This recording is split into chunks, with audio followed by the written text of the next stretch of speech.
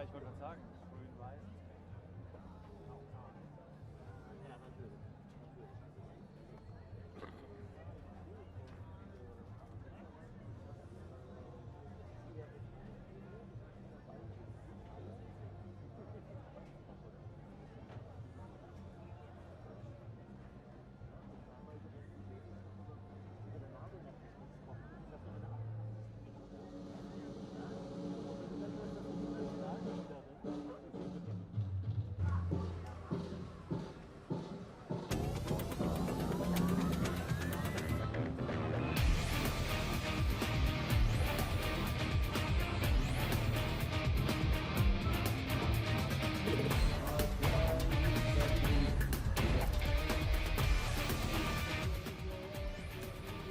Welcome to the 2017 IBSA Blind Football European Championships. Hello everybody, you join us for an historic moment. The first time a blind football competition internationally has been played here in Germany. It's the 10th European Championships and we're on the site of an old railway station. So we're going to steam straight into the action here on day number one. The opening ceremony is coming up in just a couple of moments, but let's take a look at our first and only match here on day one.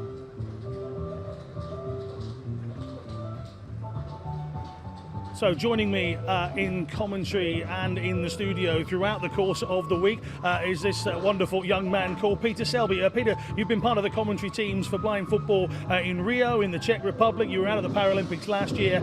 This is going to be bigger and better than ever here. We're really sort of raising the bar for blind football. What can we expect from what teams here? We can expect something special. The teams involved, we've got the top 10 teams in Europe. But because of the rule changes, we're going to expect plenty of goals, plenty of action, but also I think there can be a few upsets as well. I think the favourites are going to be turned over here in Germany. It's anyone's game, of course. You've got the European Championships up for grabs, but you've also got qualification for next year's World Cup as well. So there's plenty to play for, and I'm looking forward to a glorious 10 or 12 days. Yeah, absolutely. Talk to me about the two groups. We've got the eight highest ranking teams in Europe. We've also got two qualifiers as well in Romania and Georgia. How are they going to fare here? I think Romania and Georgia, to be honest, are going to struggle. They got through the first qualification for the Euros that's ever been. Normally you qualify through your world ranking, but they've actually had a competition in April. And Romania, which actually won the tournament, hosted in their country, and Georgia beating Ireland in the playoff for that second place. Personally, I think they are going to struggle, but I don't think there is actually a favourite to win the whole tournament. Group B is very strong. You've got Spain, also Turkey, the two teams in this tournament who were in Rio last year. They're going to be very tough. The actual coach of England, he's nicknamed it the group of death already. The first group, very strong as well. You've got the likes of England, you've got France, and you've got Germany, who are very solid. And there's going to be some new stars emerging. The likes of Italy, who will be on show today, very young team, and a lot of, I think, stars of the future.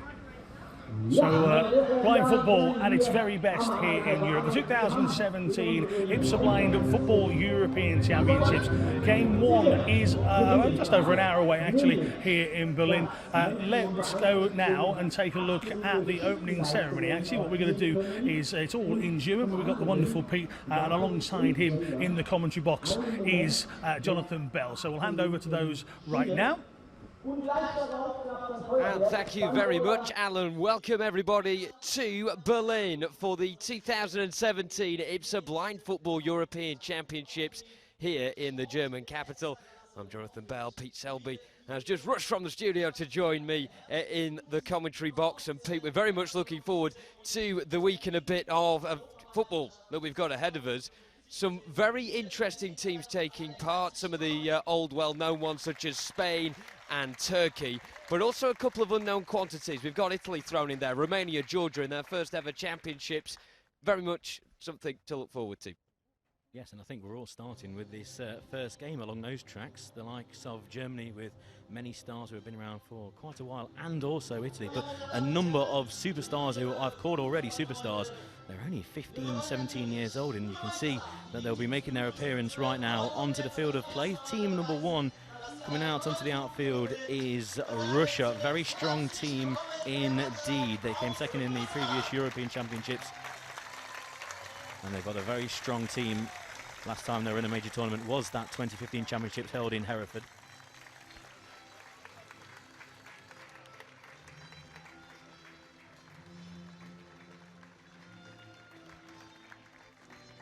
And we mentioned Spain, and they are the next to be unveiled here in this fantastic facility right in the heart of Berlin as well. Of course, the last European Championships were held in Hereford in the United Kingdom, which is the official home of the University of Blind Football back home in the UK. But for these Spaniards who, of course, got to Rio in 2016 for the Paralympic Games, will be looking to be one of the European title favourites here this week. Yeah, the most successful team that's from Europe in blind football are Spain. Here come the Georgians. And Georgia, 25th in the world, qualified by coming second in the qualification events in April. The growing nature of blind football means that there is actually now not just qualification through ranking, but also a tournament in itself to get through to the European Championship finals. The Belgians will be looking to fare a lot better than they did last time around in the European Championships, where they finished 8th that time. Getting a great round of applause in venue, as are all the teams as they make their way onto the stadium. And there are a couple of coaches at the back as well, filming the crowd and savouring the atmosphere, because this is the biggest tournament we've ever had in the European Championships, and these players are absorbing every single strand of it. Now here comes many people's idea of the strongest team. This is the team from Turkey. Now Turkey ranked 5th in the world. They are the current European champions. They came 5th in Rio. They beat Spain actually in the 5th, 6th place playoff in a penalty shootout in Rio. Very strong. We're going to expect plenty of goals from the Turkish team. And I've been asking a number of players from the opposition sides, and they've been saying that Turkey are the team to watch out for in these championships. If you're going to put favourites tag next to a team, for me it would be the Turkey. And next up come the French, who have won these championships 3 times, the next highest behind Spain. Of course, in any form of football, France are one of the biggest teams around on the continent, and blind football is no different as well. And they've got a strong contingent of players making the short trip from Paris to Berlin in order to compete for first position in these 2017 IBSA Blind Football European Championships. Here comes a team from England, flag carried by goalkeeper Dan James, who's been around for a number of years. I don't think he'll mind me saying that. Very tall goalkeeper. Now we're going to come on to the rule changes before the game. And Dan James leading the English team out, 16th in the world. They hosted the tournament last time out in 2015, beaten in the semi-finals by Russia, and then finishing 4th by losing to Spain in that 3rd, 4th place playoff.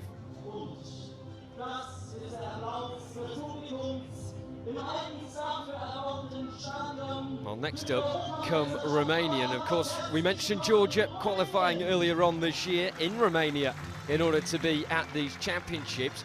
Romania came through that format as well in order to be here. You can see quite a small contingent coming out onto the pitch in their blue tracksuit tops and black tracksuit bottoms. It's big smiles on their faces, including the coaches and the players, very much happy to be here in what is their first ever major tournament. And the next team to make their way onto the outfield, it is the team from Italy, who will be playing later on this evening against hosts Germany, 21 in the world. Relatively unknown quantity, the Italians. They've got a number of experienced players, but some youth in the team. And when I'm talking youth, I'm thinking 16 years old, 15 years old, or 14-year-old. 1 or 2 could be superstars of the future. Poliobo, certainly one to look out for.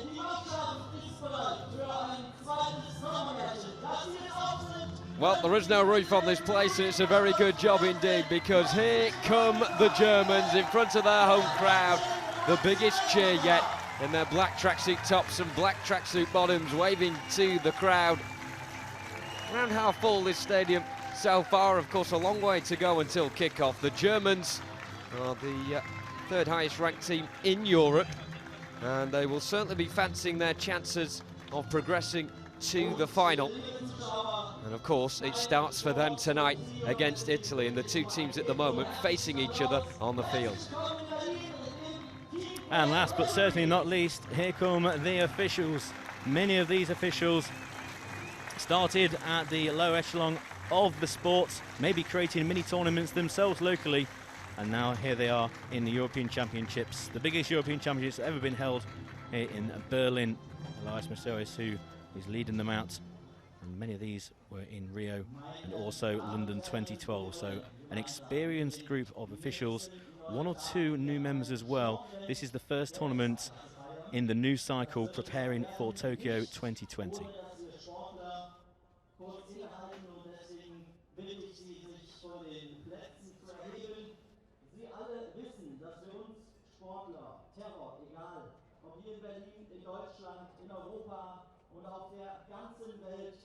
inakzeptabel sind und nichts zu suchen haben. Aus diesem Grund, im Mitgefühl mit allen Angehörigen des gestern passierten schrecklichen Attentats in Barcelona, bitte ich um eine kurze Minute des Schweigens.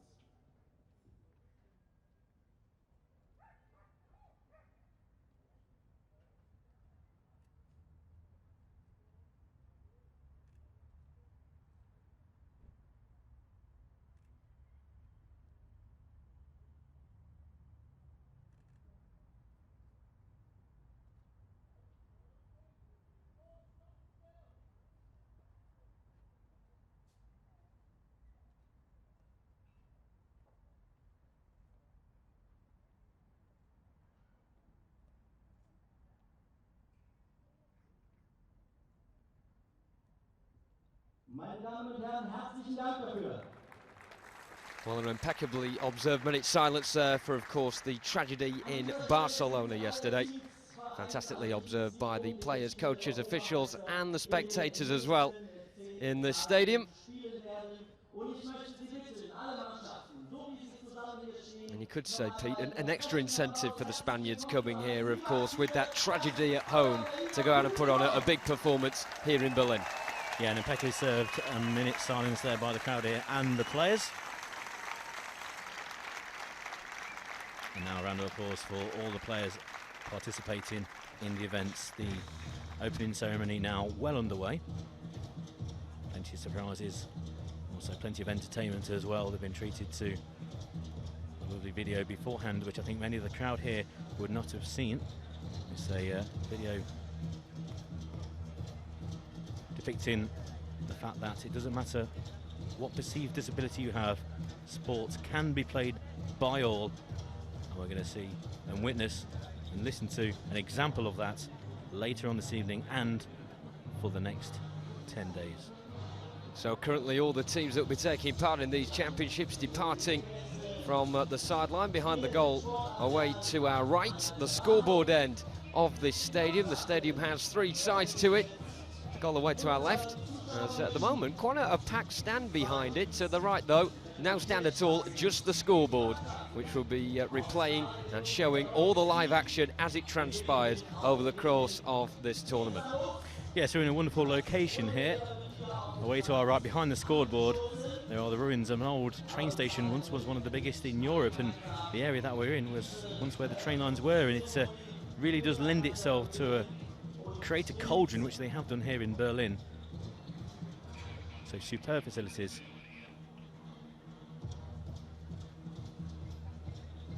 And the team's now standing at that scoreboard end, and the flag carriers, of course, standing with their flags proud in hand. But you can just observe there, if you're looking at the screen, the fantastic back shot of this stadium and the wonderful facility that has been put in place. Makeshift facility, but fantastic nonetheless, to host the first ever international championships here in Germany.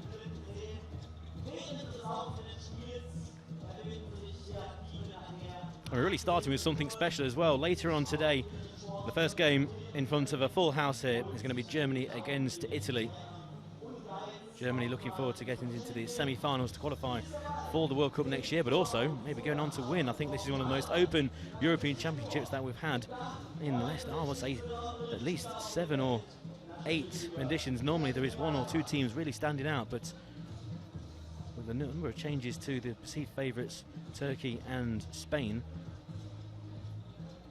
we're going going to say that this is one of the most open tournaments that I've witnessed on the blind football calendar, especially in the last decade or so. And the popularity of the sport has grown since its exposure in London and especially in Rio virtually a year ago.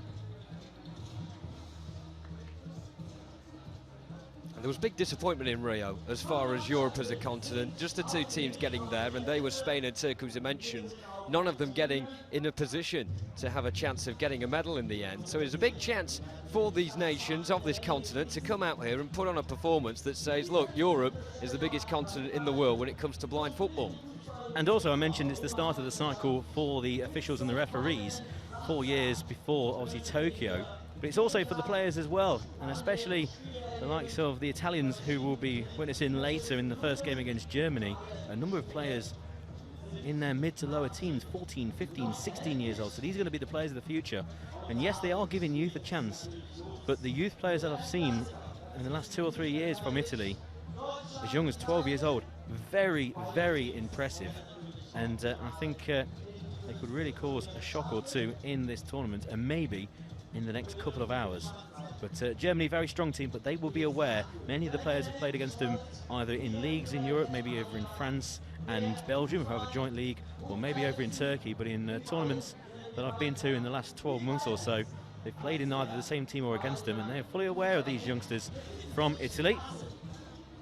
And of course this live stream as well. Thank you very much for joining us, by the way, here in what is quite a sunny Berlin. We're expecting rain around this sort of day. Earlier on, we were looking at the weather forecast with a lot of scepticism indeed. So far, Pete, the rain has held off. Fingers crossed by everyone involved. Fingers crossed that it stays like this. We don't want the weather getting in the way of what's promising to be a fantastic tournament and a cracking opening match.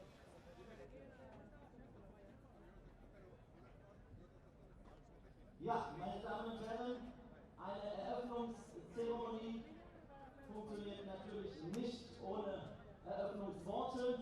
Und so freue ich mich, Herrn Dr. Erhard Kötting zu begrüßen. Herr Kötting ist Präsident des Behinderten- und Rehabilitationssportverbandes Berlin. So being welcomed at the moment, just at the scoreboard end, next to the microphone, is Dr. Erhard Kötting, who was part of the organising for this event.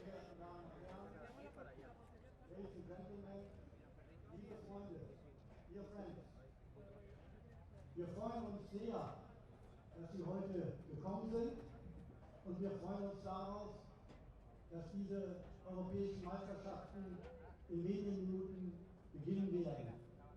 Wir wünschen uns alle spannende Spiele, Erfolg für alle Sportler und Spaß für alle, die Sport machen. Sport ist etwas, was verbindet, was die Menschen verbindet. Wir haben zu Beginn der Veranstaltung eine Schweigeminute gehabt für das, was in Barcelona passiert ist, was nicht verbindet. Wir wissen, dass die große Mehrheit aller Menschen für das Verbindende ist. Und deshalb freue ich mich, dass Sie hier sind, freue mich, dass wir diese Veranstaltung machen, wünsche Ihnen allen viel Freude an dem, was Sie sehen werden und erleben werden, und bedanke mich bei allen, die dazu beigetragen haben. Ich zähle Sie jetzt nicht alle auf, dass das hier funktioniert. Danke. So that was Dr. Erhard Kötting there, the president of the Berlin Handicap Federation. And of course this live stream doubling up as not only visual screening of the games that we'll be seeing over the course of this tournament, but audio description service as well will be available with this commentary. So it really is accessible to absolutely everybody. And at the moment, just in front of the big screen, our announcer Tobias is introducing Johanna Zuma, who is a singer, German-born, has lived in Italy, so she has a lot of affiliation as well and concern with the game we will see tonight. And she's singing an Italian song, Sorridi Amore.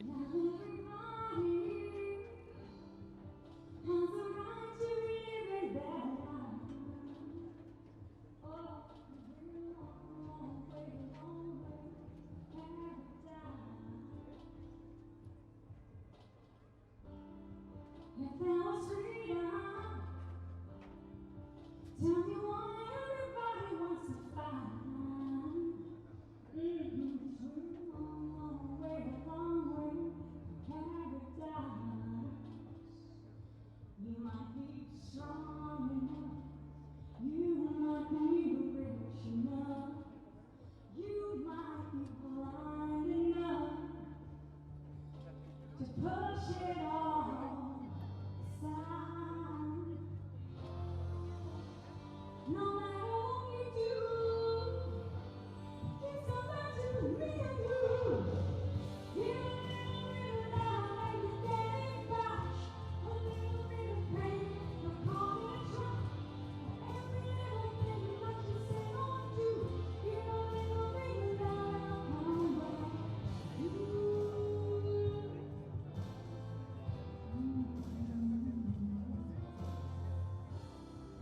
Got your reasons, but are you sure there are reasons to lie?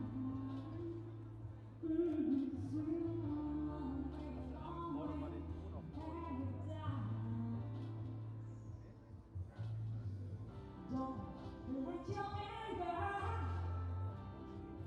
or your fear become a suicide.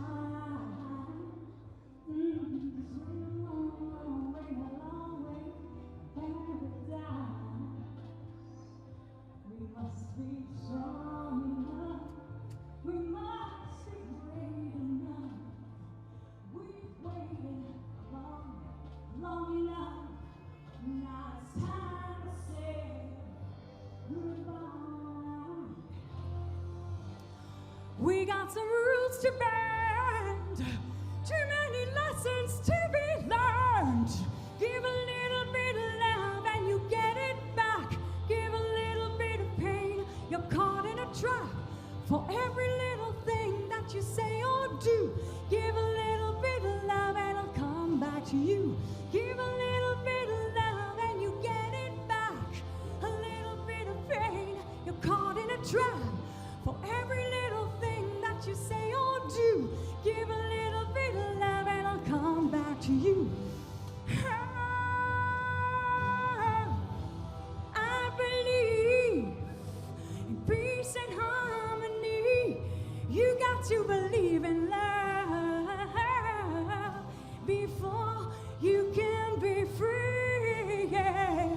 So take a hand, everybody make a friend. I want you to believe in love like I believe.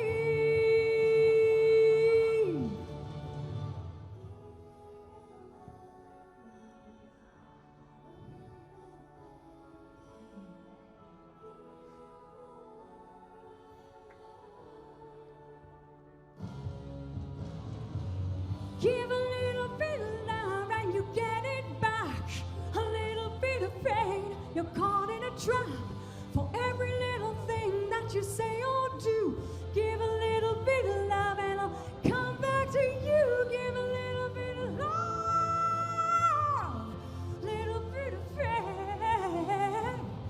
For every little thing that you say or do, give a little bit of love and I'll come back to you.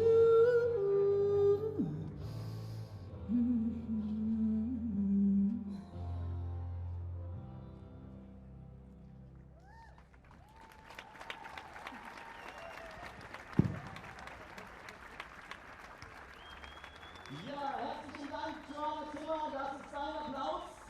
Und das Gute ist, So Johanna Zuma there, as I say, später born in Germany, she's lived in Italy. She has a lot of concern with what is going on tonight. She says she was very proud to be singing at the opening ceremony on the night of Germany taking on Italy. And she's used to these big events. She's actually been in Eurovision around about 10 years ago, so she's used to singing in these in front of these big crowds, which we have here tonight. A capacity crowd for the opening game.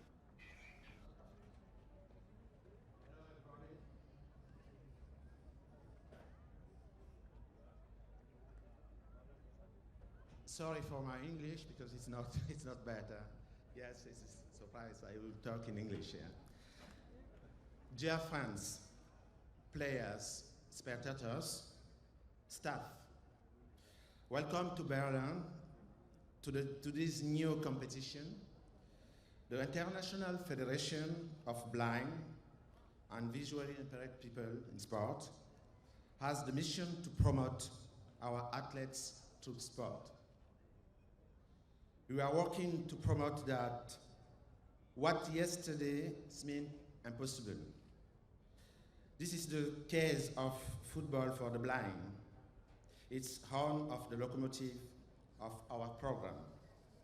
I would like to address to the athletes first, more than just classic athletes, you are ambassador.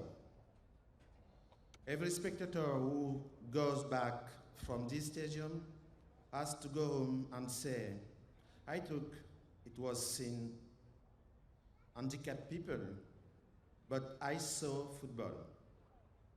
Build the show, build our technique, tactic, and all the quality you have. Build by the game a message to be covered to the rest of the society. To the public, I invite you to change your vision on disability and then go and share it with the rest of the society. To the staff, in every day in difficult conditions, we realize what is a passion for us. This passion what drives us to never count our time, and for that, I would like, in the name of IBSA, to thank all of you. Finally, for the volunteer in the competition, we meet you in the stadium, in this stadium, in the office. You are the link. Thank you for your mobilization. Now, place for the game, place for the show, and good luck for all of you. Thank you very much. Herzlichen Dank, Tussaud.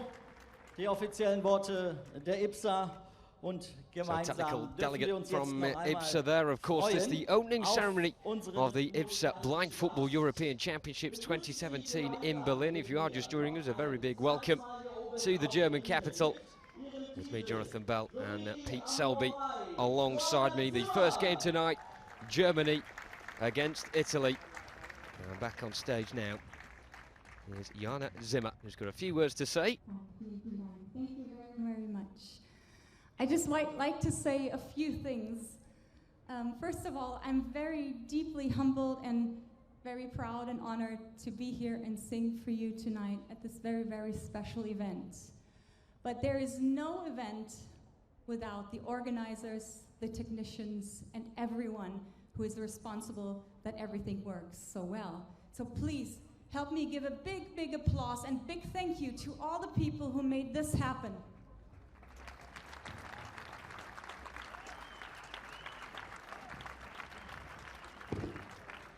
Ok, proviamo una canzone italiana. Ok, let's go, guys.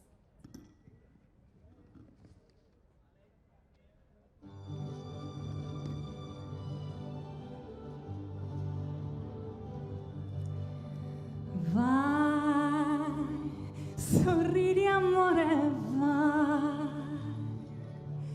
Ai, miei occhi miei. Vai, con questa mia canzone, intrisa di emozione, il mondo attenta la felicità. Blu. Il cielo è ancora blu, tu coloralo di più. Vai in questa confusione, milioni di persone, il mondo è vuoto e se non ci sei tu, vai, sei bello come un re. Sì, bello come un ritornello di questa canzone che io canto per te.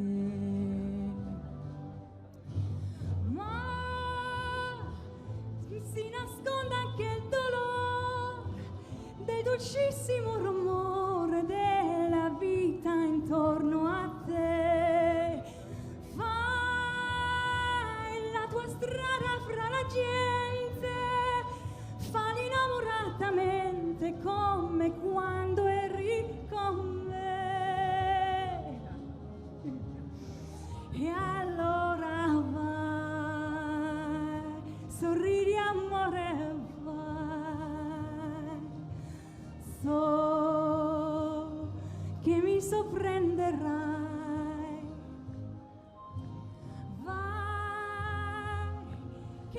questa mia canzone che intrisa di emozione in fondo al mondo la felicità.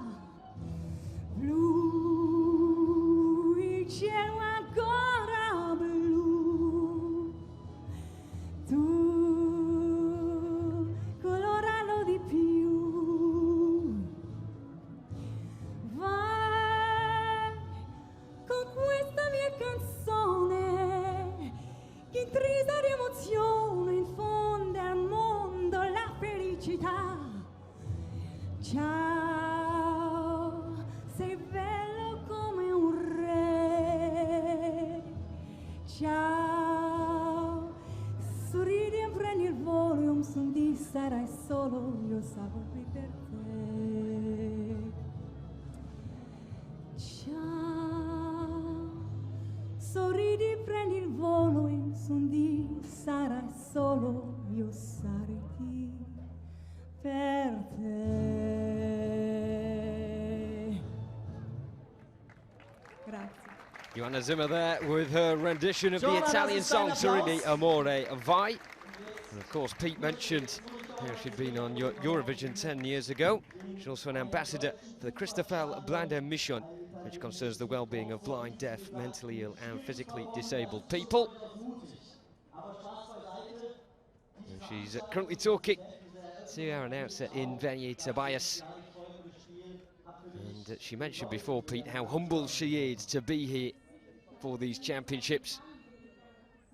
Gefreut, als ich gehört habe, dass Deutschland heute gegen Italien spielt. Yeah, once again, just one or two words to the crowd, and we really enjoyed that, looking around, enjoying the song. Many people would recognise the song as well and were singing along and making this opening ceremony to the 2017 IBSA Blind Football European Championships really an event in itself. And of course, we do have the main event tonight, and it's Germany versus Italy in the opening match. Well, one great thing about having the opening ceremony as well tonight, before a game, I know it's been a bit controversial with some of the coaches, but in venue there are quite a few of the squads that have stayed around. They will be watching, they'll be listening via the audio description services that are available in venue to the game that will be occurring tonight between Germany and Italy.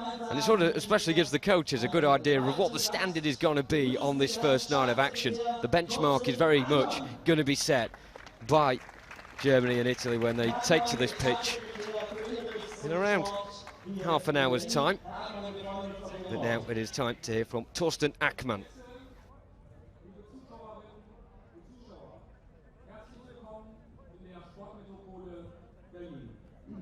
Als Staatssekretär in der Senatsverwaltung für Inneres und Sport habe ich heute die Freude, Sie im Namen des regierenden Bürgermeisters Michael Müller hier zu begrüßen.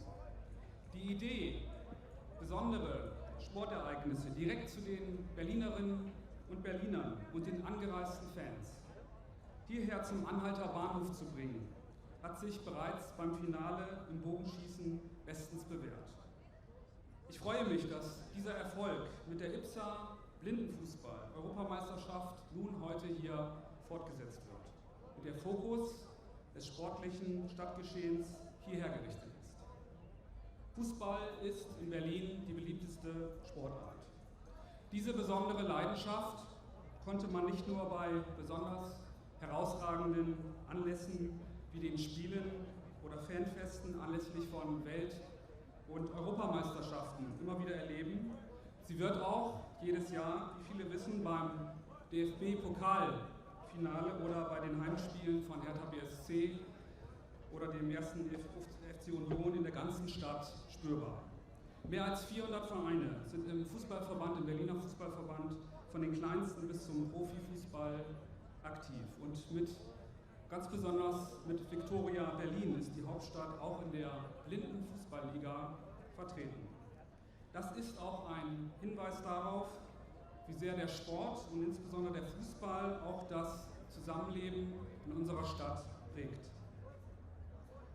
So ist diese Blindenfußball-Europameisterschaft als eine weitere Facette des Fußballs eine, wie ich finde, großartige Bereicherung der Vielfalt der hochkarätigen Sportereignisse hier in unserer Stadt. Gleichzeitig richtet sich hier der Fokus der Öffentlichkeit auf den Sport für Menschen mit Handicap, der einen hohen Stellenwert im Berliner Sport besitzt. Ich bin mir sehr sicher, dass bisher nur wenige Berlinerinnen und Berliner die Gelegenheit hatten, diese Variante des Fußballs einmal mitzuerleben. Die Teams dieser Europameisterschaft betreiben also neben dem Kampf um den Titel eine ganz hervorragende Werbung und auch Präsentation für die Faszination und Leistungsfähigkeit des Blindenfußballs. Wie erfolgreich gerade große Sportereignisse für solch eine Mission sind, hat sich zum Beispiel bei dem inzwischen bestens in Berlin etablierten Tennisturnier, den German Open im Rollstuhltennis, auch erwiesen. Auch die im kommenden Jahr stattfindenden IBSA-Europameisterschaften in der Leichtathletik der Behinderten, einer der Höhepunkte im Berliner Sportkalender, übrigens 2018, werden die Aufmerksamkeit für den Sport mit Handicap aus meiner Sicht weiter fördern. All diese Sportveranstaltungen vermitteln über den Spaß am Wettkampf und Spitzenleistungen hinaus Freude am aktiven Lebensstil. Sie schaffen, ganz wichtig, Gemeinsamkeiten zwischen Menschen unterschiedlichster Lebensweisen und Kulturen.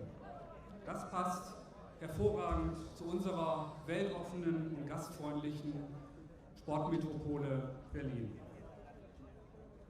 Sie sind deshalb heute hier bei den IBSA Blindenfußball-Europameisterschaften, wie ich finde, genau am richtigen Ort.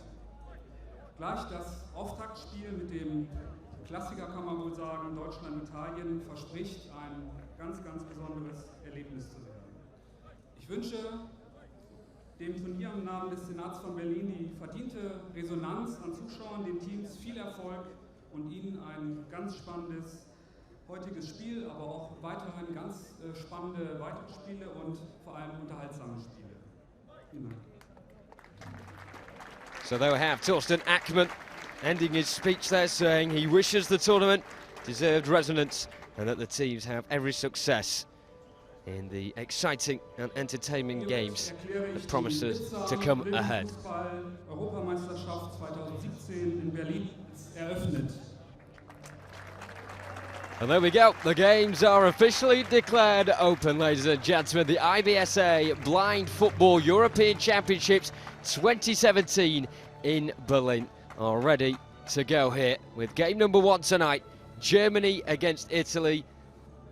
I'm Jonathan Bell alongside Pete Selby for this live stream tonight, of course, doubled with the audio description commentary as well. And currently each of the teams, a representative of each of the teams at the scoreboard end, are just planting their nation's flag into the polls.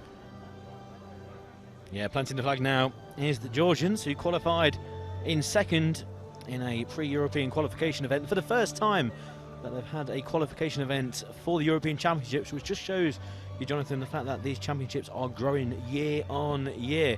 And the flag will be placed next to Turkey, who is many people's idea of the favourites. Turkey, they are the defending champions, winning over in Hereford 2 years ago. And in the background of that shot as well, of England put their flag in now. The Italians training in the background. There's a warm-up pitch on the back of the scoreboard end. And at the moment, the Italians at one end of that warm-up pitch and the Germans at the other end are getting ready. Of course, kick-off for them at 7:30 here local time. The Germans putting their flag in now, and they have really got home backing behind them tonight, Pete. Yes, Germany, they're going to be favourites, I would say, for this opening game, but one of their main aims is to get through the group stage and then into that semi-finals. Of course, you'll qualify for the World Cup next year in Madrid doing so, but the one thing that Germany will be pleased about is the return of Pectus, who's been out for a year through injury. And he's not only fit enough to be in the squad, he's in the starting lineup against Italy later on, alongside Jonathan Taunting, who in Pectus's absence was the top goal scorer in the Blind Bundesliga this season. So a lot of noise then for the teams as they put their nation flags into those polls, and they will stay there for the duration of these championships as well. To my right, next to the scoreboard, the noise level's pretty high at the moment, but the warm-up for the two teams, Italy and Germany, will start on this main pitch, and silence will then be required in the arena. So we'll go from one extreme to the other. A raucous atmosphere right now. But soon it will all quieten down in preparation for the first game to begin tonight. As I say, 7:30 local time for Germany against Italy.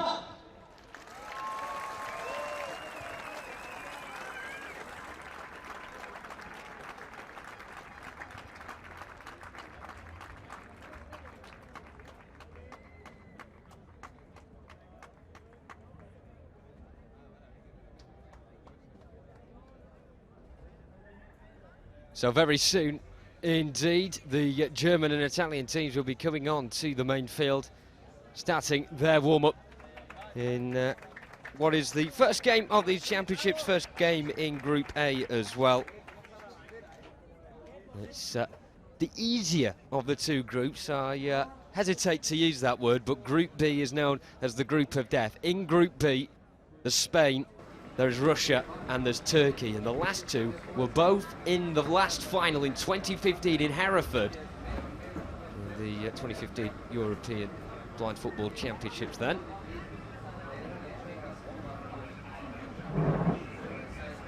So, just half an hour to go then until the action kicks off here in Berlin, and we go back now to Alan, who is joined by Pete in the studio. So thank you very much for staying tuned for the opening ceremony here of the 2017 IBSA Blind Football European Championships. One man who's just watched all of that and talked their way through it as well. Peter Selby again, commentated out in Rio. Different climate here, so for those European teams that went over to Rio, slightly cooler, but it has been warm over the last couple of days, and we've got a lot of rain forecast over a few days as well. How does that affect blind football? It's going to affect in many ways. The main reason will be for the goalkeepers. I noticed that plenty of goalkeepers were testing out the surface. Sometimes the surface does differ in blind football. It's quite a spongy surface we've got here in Berlin, so I mentioned a lot of the goalkeepers were warming up earlier on today, and what they were practicing was how the ball is going to bounce. The ball is heavier than you would expect out there if you never actually picked up blind football before, with the bells in for obviously the competitors to actually hear where the ball is. It's more heavier than you do imagine, so the bounce really does have a factor, and I think with a bit of rain it's going to make the ball skid on and make it very difficult for the goalkeepers. Of course, they're going to have the work cut out because the goals are a lot bigger this time around. One of the more important rule changes that's been made for this tournament. So not only sensational football, but slippery potentially as well. Now they're in the warm-up period, which means here inside the stadium it is absolutely silent. We're going to go silent for a couple of moments. We'll be back with you in around about 5 or 6 minutes time, so we'll come back to you very, very shortly.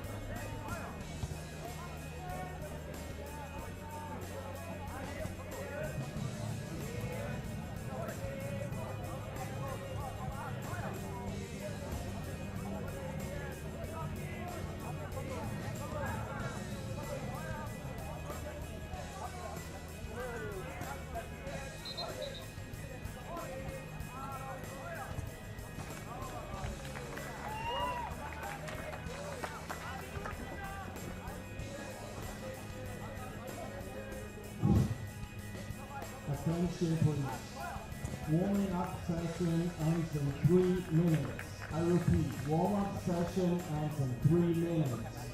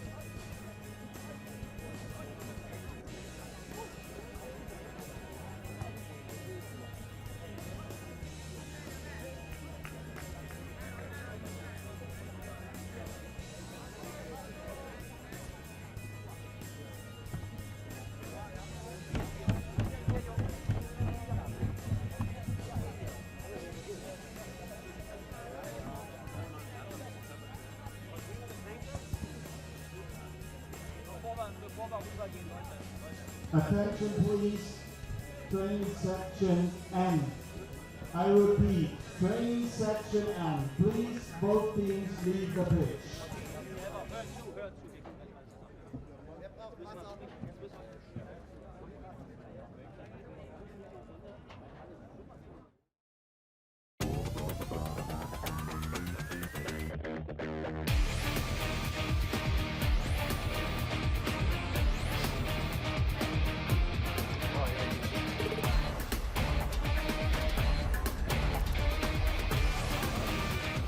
So once again, welcome to the 2017 IBSA Blind Football European Championships here in Berlin. Coming up, our first game of the tournament tonight is indeed the hosts Germany taking on Italy in the Group A Clash round robin competition.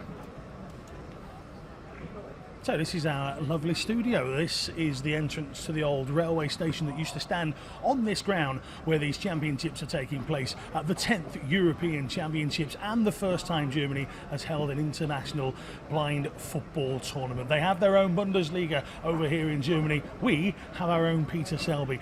Germany versus Italy. Peter, a very experienced blind football commentator. What can we expect from this game tonight between these two giants of the footballing world? It's going to be very interesting. That's what we're going to expect. We expect a lot of goals, I think. Italy are very interesting. They've got a lot of young players. It's going to be interesting to see how they handle this big event. That's what their manager said. He says, we've got a very talented team, a lot of youngsters, but it's just how they handle the big stage. Now, Germany, they've got a lot of experience in their team. A number of star men are back for Germany. The team news is very interesting, Alan. But for me, both teams cannot afford to lose this game because they've got some tough opposition in the group, and if they're going to qualify and get through to those all-important semi-finals and also qualify for the World Cup next year, they can't afford to be losing their first game.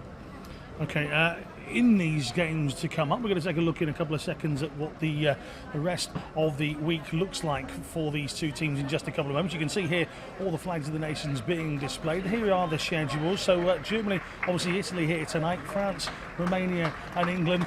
Italy, next game is Romania, England, and then they finish with France. Group of death, it's already been called. Yeah, it's going to be very tight indeed. I feel sorry for Romania because just looking at the fixture list, they do stand out. Italy, France and also Germany, very similar sides. And then you've got Romania, who did very well to qualify in a tournament actually held in Romania in April. But you'll be looking to get 3 points against Romania. But the opening game, again, you do not want to be losing. And especially for the Italians, again, because they've got such a young squad, such a young first team as well. Their confidence doesn't want to be knocked at the first port of call. It's not just about the European Championships, of course. Let's take a look a little bit further afield after this event. Of course, you want to become the European champion here, but a top four finish, actually those semi-final places, have become extremely, extremely important. The World Cup taking place in Spain next time out. How do you get there? Nice and simple. To get there, you get to the semi-finals. Now, Spain are in this tournament, but they are the hosts of the World Cup next year in Madrid. So if you do go through to the semi-finals, you will automatically go through. But more importantly than that, if Spain get to the semi-finals, it means that the 6th, 5th place playoff game could be very important because the winner of that will then go through to Madrid next year. So here we see Group A, of course, nobody playing so far. Of course, the first game tonight, Germany, Italy. Let's take a look at Group B in just a couple of moments. We've seen the teams in A, Turkey, Belgium, Georgia, Spain and Russia. Again, another competitive group. Very, very competitive. Again, I feel sorry for Georgia as well as I do for Romania in Group B. Turkey, the reigning champions. Russia, beaten finalists last time around in 2015 in Hereford. And then you've got the likes of Spain, who was only one of two teams along with Turkey who were in Rio at the Paralympics. Belgium, an up-and-coming nation. They share a domestic league with France. Their players are getting more and more experience playing in all sorts of tournaments around Europe. They did very well. A team from Anderlecht actually won a tournament leading up to these European Championships. So for me, Group B, very, very tough. But if you were going to ask who are the favourites, I would say you'd be looking at Spain and Turkey, and they're in the same group. So we've got 2 games from Group B tomorrow, that Georgia-Spain game and Turkey versus Belgium as well. Now, Pete, we were discussing a little bit earlier the teams, in fact, are actually starting to come out a little bit early. So, Pete, you can head off back over to the commentary box and we'll go over to our commentating team. Not only do we have Peter Selby, this is Jonathan Bell. Thank you very much, Alan. Ladies and gentlemen, welcome to the IBSA Blind Football European Championships 2017 in Berlin. For this live stream coverage, joined with the English audio description as well. Currently coming out onto the pitch of the Italian team, led out by their goalkeeper, Marco Lamacchia, in the green top, green shorts and green socks. The Italians in their traditional blue shirts, white shorts and blue socks. Meanwhile, the home favourites, Germany, led out by their goalkeeper, Sebastian Themmel, in his red top, red shorts, red socks, alongside the other 4 teammates, the outfield players, in their white shirts, black shorts and white socks. And the officials in the middle of the centre circle at the moment, with either team next to them, and their black tops with a yellow strip either side of the kit. Black shorts and black socks. So now we await the national anthem sung by Joanna Zimmer. Starting off with the Italian national anthem.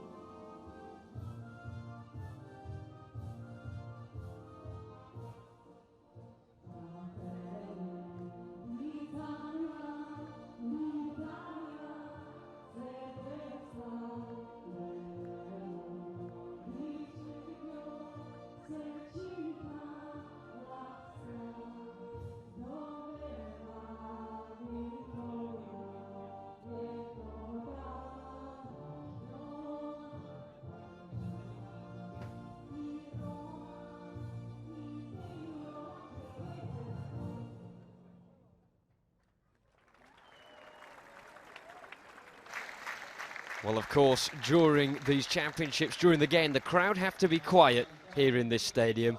Very soon indeed, it will probably be the loudest it will be all night. The German national anthem incoming here in Berlin.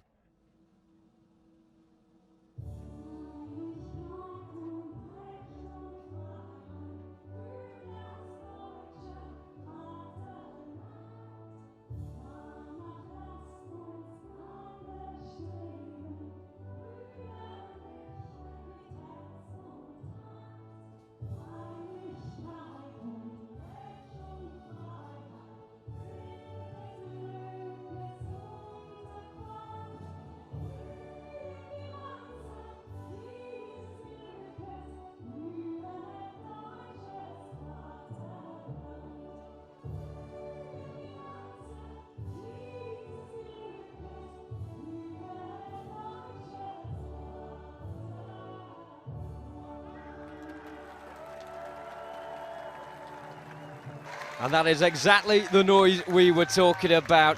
Not many seats at all available for tonight's clash between Germany and Italy, the curtain raiser for these Blind Football European Championships 2017 in the German capital. And here is the German team for what is one of the biggest games in their history. In goal for Germany, number 12, Sebastian Schlick. 15 caps for the goalkeeper, who's going to be playing for quite a long time, I think. And then you've got number 2, Jonathan Taunting. Number 7 is Tammy Kutig. But the real stars for Germany, number 9, Alian Pectus, and also you've got number 10, and that's Alexander Fangman, who is the captain, very experienced with 69 caps. But the fact that Alian Pectus is back in the starting lineup is music to the ears of German fans. And the Italians are trying to be the party poopers tonight, and this is how they line up, with Marco Lamacchia in goal in his all-green strip. The rest of the team made up of Jacopo Lilli, Matteo Sistu, Ludovico Levidi, and then Massimo Dachelito wears the number 8 shirt. He was the top scorer at Euro 2015 in Hereford with 2 goals. And Fabrizio D'Alessandro, the oldest Italian in the lineup at the age of 46, captains Italy tonight. So now the German team just being announced to the crowd. You can hear the roars in the background. There's Tommy Kuntig. And number 9, Ali Chan Pectus, who is back from an injury. And the injury really has kept him out for a good year, and he's been fighting to get back for these European Championships. And he's the top goal scorer in the Bundesliga for 4 years before that injury. And this has been the event that he's been fighting to get fit for. It's really been a race against time, but he's back.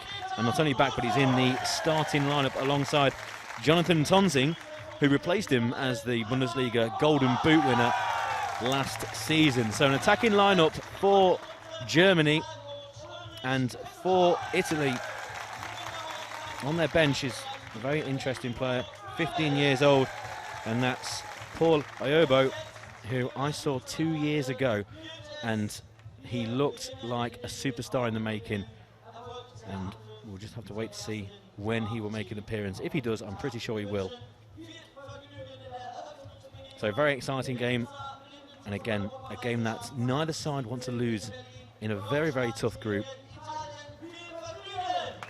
You don't want to start any tournament by losing the first game. And 2 very evenly matched sides. Plenty of experience in the lineup for Italy, with 1 or 2 sprinklings of youth. And you look at the bench and you've got plenty of teenagers on the Italian bench. So maybe be a case of fresh legs later on. And of course, with the rule changes, 2 20-minute halves, but with plenty of stoppages, the time will stop after every incident as the 2 teams just cross over and shake hands. Because the time will be stopped, yes, it's 20 minutes, but depending on the way that the game flows, stamina could come into play, and maybe the youth on the Italian bench could be the deciding factor. Definitely, but Germany will be carried through this game through adrenaline. Of course, the crowd during the game not allowed to make much noise. What's so fascinating about blind football is the way these players communicate. You talk about any other strand of football, and communication is absolutely paramount, but in blind football, it's a whole different ball game where the players, basically, they shout "Voit" to make sure they know where the opponents are, and so that the opponents know where they are. They click their fingers. Of course, the goalkeepers are sighted, so they are able to instruct their defenders and the forwards as well where exactly to be on the field of play. Now, behind each of the opposition goal, there will be a guide for both teams in tracksuit tops and tracksuit bottoms to be able to sort of navigate the attackers in a way as to where the route to goal is. You can see there the darkening skies above the pitch here in Berlin. We're expecting quite a lot of rain around about half time, and they are looking quite menacing, which could have a real determining factor on the outcome of this match. I mentioned earlier on in conversation with Alan March that the pitch is actually quite spongy, and it'll be interesting to see what a real downpour has an effect. I know that plenty of the goalkeepers were practicing with the bounce earlier. And we're now going to go to the coin toss. Okay, on my coin, a pitch or a ball? Che vuoi, palla o campo? Campo. Pitch. Pitch? Okay. Pitch. And the ball for Germany. Okay. Okay. It's the pitch. So, okay. So that's the pitch. So you have to choose a pitch. Scegli campo. The other side. Okay. On the other side. Okay. And ball for Germany. Okay.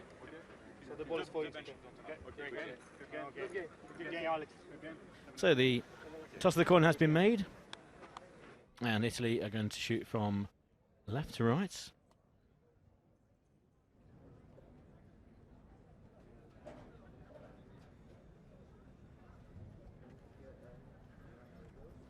Now the crowd have fallen silent. Of course, the silence is needed for blind football. And I mentioned 1 or 2 rule changes. Now, the 3 most important rule changes are the fact that if your team commits 3 team fouls, that has now been increased to 5. So your team is allowed 5 team fouls, and then any more, you'll result in a 8-meter penalty. So 3 has turned into 5. The second rule revolves around the time. 20 minutes each half. And again, the clock will be stopped for every incident. But for me, Jonathan, I think the biggest rule change is the size of the goals. 66 centimetres extra in width, 33 centimetres extra in height. So the added time, bigger goals, I think it leads for more exciting action and plenty more goals. Yeah, one thing that those who are regulars in blind football and have stayed across all the action over the years will have noticed, particularly in 2015 in Hereford, a lot of games went to extra time, particularly in the knockout stages, with a lot of nil-nils being recorded. That shouldn't be the case this time around. So Germany will kick us off then from left to right as we look on the side opposite to the officials. Germany in their classic white shirt, black shorts and white socks, facing the Italians in their blue tops, white shorts and blue shorts. So Germany kicking us off now with Alexander Fangman stood over the ball alongside Taim Kuttig. Of course, Alexander Fangman, the number 10, the captain. This is his 70th appearance tonight for his nation, and no doubt this will be the biggest one yet for him. The officials just making sure the goalkeeper's on their lines, all the players are in position ahead of this one before the whistle will be put to his lips and kick off the 2017 IBSA Blind Football European Championships.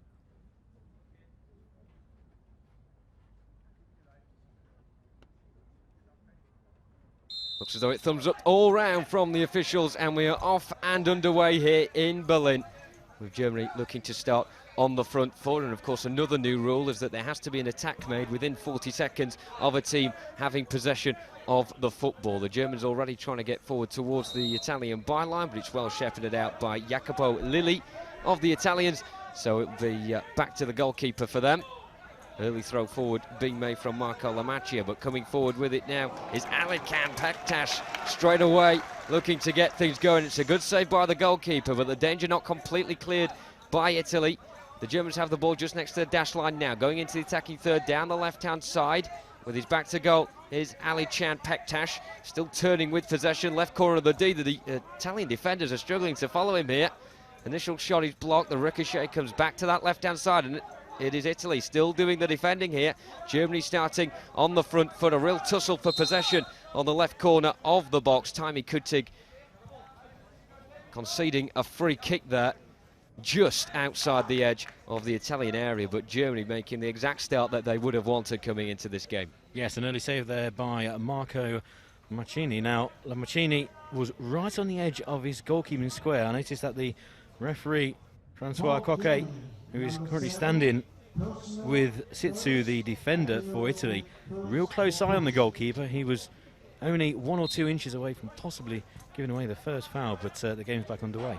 And given away straight away by the Italians. Germany with Jonathan Taunting on the near side, the right, working his way in field and switching play to the left. In midway inside the attacking third, Alican Pectus running here at Matteo Sioux, then plays the ball back towards the edge of the attacking third, but good battling from the Italians, who now try and come forward with Paul Iobo. Late inclusion to the side, the youngest player for Italy at just 15 years of age. His birthday was last month. And he has possession now down the right-hand side. Good cannon off the wall, trying to charge towards the right corner of the box is Paul Iobo. He's looking for support. He works his way in field really well here, has it now on his left foot. Coming towards the box, the shot comes in. The first shot for the Italians, it's well smothered by Sebastian Themmel, straight at him in the end. But the Italians still battling away on the left-hand side, and the winner free kick through Paul Iobo.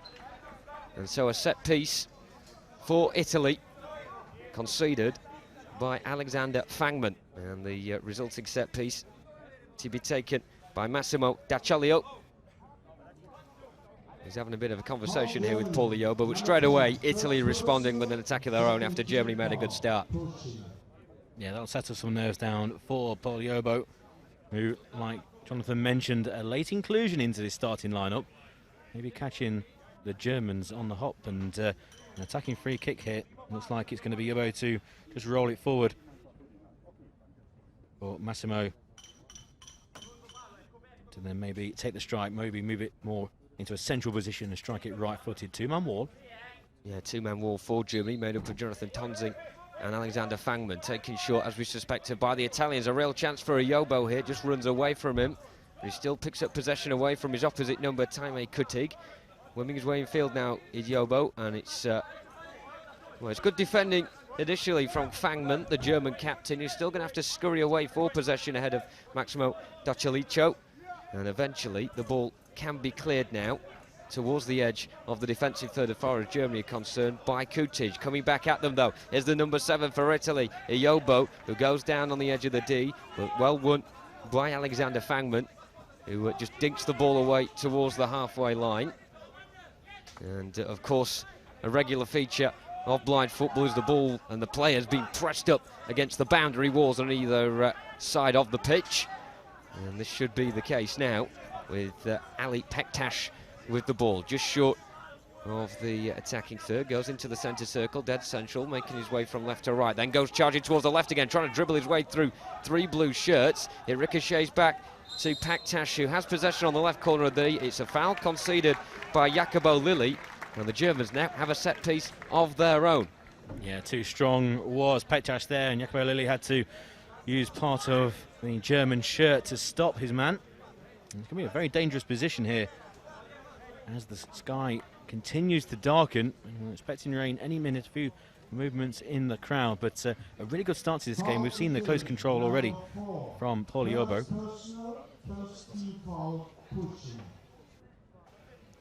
So a team foul, it looks like, there for Italy for pushing. And the graphic underneath the scores signals the crossers. 5 team fouls allowed before an 8-metre penalty is conceded by those teams.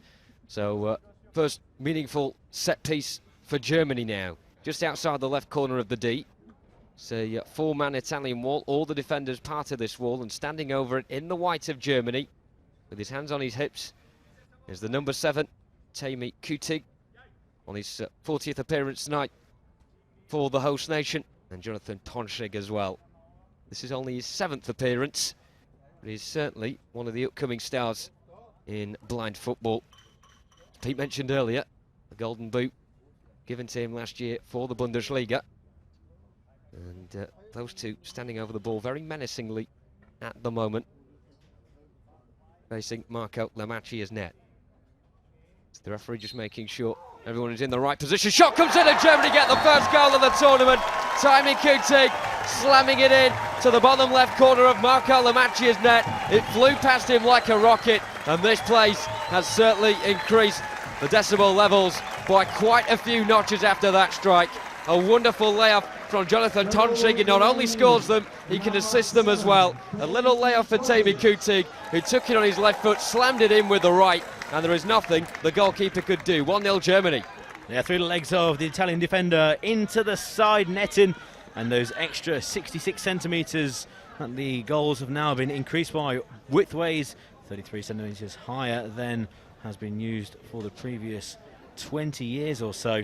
Really came into effect there. We expect plenty of goals in this tournament, and it hasn't taken long for the first to be scored. No problems there. Well, no problems in this tournament, it seems, with goal scoring. Straight away, Germany with their first set piece, slamming the ball into the net. It was after this man for Italy, on the ball now, running towards the edge of the penalty area. Iyobo really started getting to things a couple of moments ago, and he's really going to have to pick his team up once again now. As Germany have possession in their defensive zone. And with the ball will be Alexander Fangman on the right-hand side. He's got an option inside with Taime Kutig, the goal scorer, but he comes up to halfway instead. And he laterally runs across the pitch towards the left-hand side, coming over halfway. But on him is Iyobo, who then collides into his own teammate Massimo D'Acilio. Of course, communication key. Not only have the players got to be aware of where the opponents are, they've got to be aware of where the teammates are as well.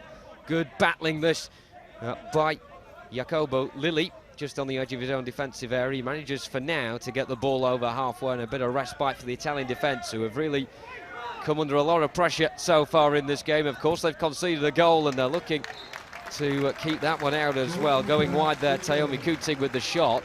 And I think, Pete, we've seen a flash of lightning just dart towards the left side of the stadium, quite a few miles away, but I can hear the thunder as well, the rain beginning to come over, but a great bit of play this. Could it be raining goals here in Berlin? A good run being made by Massimo Dell'Accio. I think he lost track of the balls, he went round the left side of the area, but a good bit of hope there for Italy in the attacking zone. Yeah, we'll notice that Jonathan Taunting, who is a centre forward by trade, here he is on the ball. He's let that right side open for the Italians, but he's doing the attacking now. And he's coming towards the edge of the area. He's got a couple of Italians in front of him, but he's almost pick up possession on the left corner of the D there. And now, great bit of trickery from Paul Iobo, the 15-year-old, charging forward towards the edge of the penalty area, but coming across was the experienced Alexander Fangman to just shepherd that ball away. And it's Germany's ball back with their goalkeeper, Sebastian Themmel. So Fangman, the captain, now has possession, tries to poke it over halfway with the left foot. It's ricocheted off Iobo towards the right-hand side, who again manages to beat his opposite number, Kutig. And they're still battling away with each other on the wall just on the edge of the attacking third on the right-hand side. Ball breaks loose though, and he's picked up by Taunting. Working his way nicely with the feet from right to left, then back out to the right-hand side again. A trip, I think, coming in there from Massimo D'Antocchio, who it's not the first time he's given away a free kick tonight. And the referee once again intervening and giving the Germans another opportunity with a set piece. We're just going to find out here whether it's a personal foul or a team foul. The replay of that goal currently being shown on the screen. Tamé Kutig leathering the ball past the goalkeeper. And the Germans have another set piece, this time on the right-hand side, to contend with.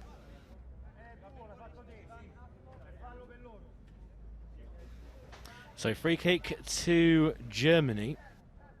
The two main goal threats at the moment, Taunting and Kutig over the ball. Pectus has been out wide at the moment. Fangman just put his hands on his knees on the halfway line. One goal to the good, the Germans, but a real chance here to make it two. It really is, and it's the same deadly duo standing over the ball as well. Jonathan Taunting just to the left of the ball, to the right of it, Tamé Kutig has already got one under his belt tonight. It may favour Jonathan Taunting this time around. We'll wait and find out. Three-man Italian wall this time around, with Massimo D'Accio being the free man to block any oncoming strikes, and it indeed is Taunting this time around who hits it low towards Marco Lamacchia's left-hand side. But the Italian grasps it very well indeed before bowling it out towards halfway on the left-hand side. Good tackle from Taunting though, coming towards the attacking zone. Good recovery from D'Accio, who now looks to power over halfway. He gets past one man, comes towards the edge of the area. Coming across was Kutig on the right corner of the to sweep things away for Germany, who set up now a counter-attack in the right corner of the field with Taunting. He's got a man in his back, and those two ferociously battling away against the wall. It's Jacopo Lilli who has possession now. He'll try and shepherd it out. Indeed he does. And the Italians will restart play with their goalkeeper Marco Lamacchia, who's certainly been the busier out of the two shot stoppers so far in this game. Of course, another rule in blind football is that when the goalkeepers throw the ball, it has to bounce once before the halfway line. That ball definitely doing so there. And he's set off an Italian attack with Iobo, trying to just muscle his way through. He has as well, and he just pokes it wide with the left foot. And of course, the goalkeepers not allowed in the goal area, Pete, and that really opened things up for Paul Iobo there, just stabbed it wide. Yeah, so look at there for Paul Iobo as a substitution is going to be made. He's really been the attacking threat for Italy in this first 7 minutes or so. The surprise inclusion, the 15-year-old, but he's shown great close control and also a lot of pace breaking from halfway. Failing to get a shot on target though. So substitution for Italy. Coming off is Matteo Sioux, and coming on for the Italians is number 10, Francesco Carvaletto, who's another one of these impressive youngsters, very young indeed. So the two that I've been really looking forward to seeing, number 10, Carvaletto, and number 7, Paul Iobo, on the field. Fangman just dunks it towards the left-hand side. It ricochets off the wall and all the way it trickles through to Marco Lamacchia, all in green. He bowls it towards the left-hand side. He bounced it a couple of times before the halfway line. Trying to come forward is D'Accio, who's certainly one of the more physical presence on the field.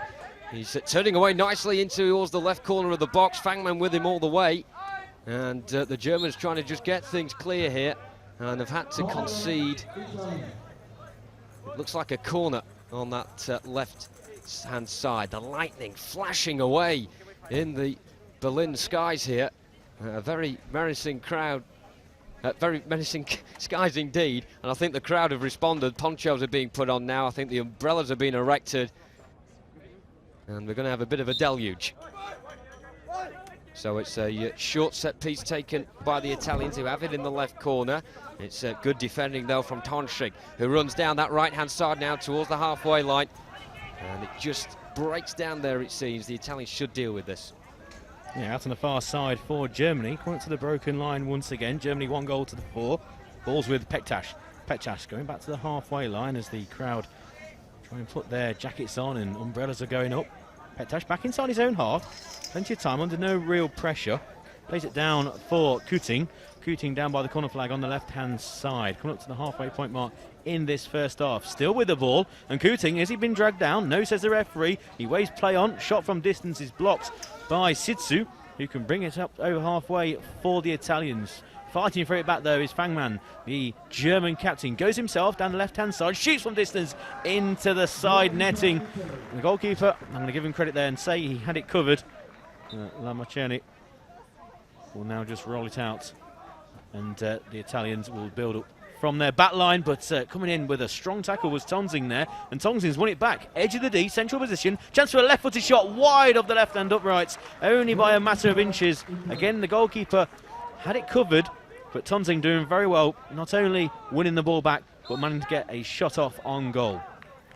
Well, we were talking to some of our German colleagues before this game, and they recommended Jonathan Taunting, of course, because of his goal-scoring pedigree in Bundesliga, but some of his defensive work as well, the way he tussles back for possession, it's been brilliant so far, and he's really been the catalyst for opening up these sort of German attacks that we see now.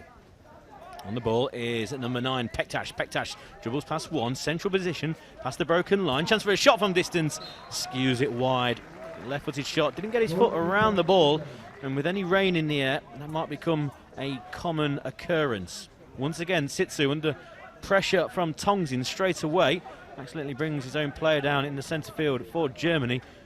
That's with the youngster Poliobo on the right-hand side, goes past his first man. Good tackle comes in, so it's going to be a corner. Good covering play there by Kuting. Read the play well, followed the sound of the ball well as well. He ignored the fact that the player was with the ball, concentrated on making good connection. And I'll also give credit to the goalkeeper as well, who would give instructions to the defenders, and the instructions was just to get rid of the ball, and we'll set up our defensive wall again for this corner. Of course, the pattering of the rain, the rattling the ball, they may coincide with each other here, and hopefully they won't confuse the players too much. But so far, Germany not confused at all. They're not overwhelmed by their surroundings, leading 1-0 on home soil in this first game of these European Championships. Group A action between these two heavyweights.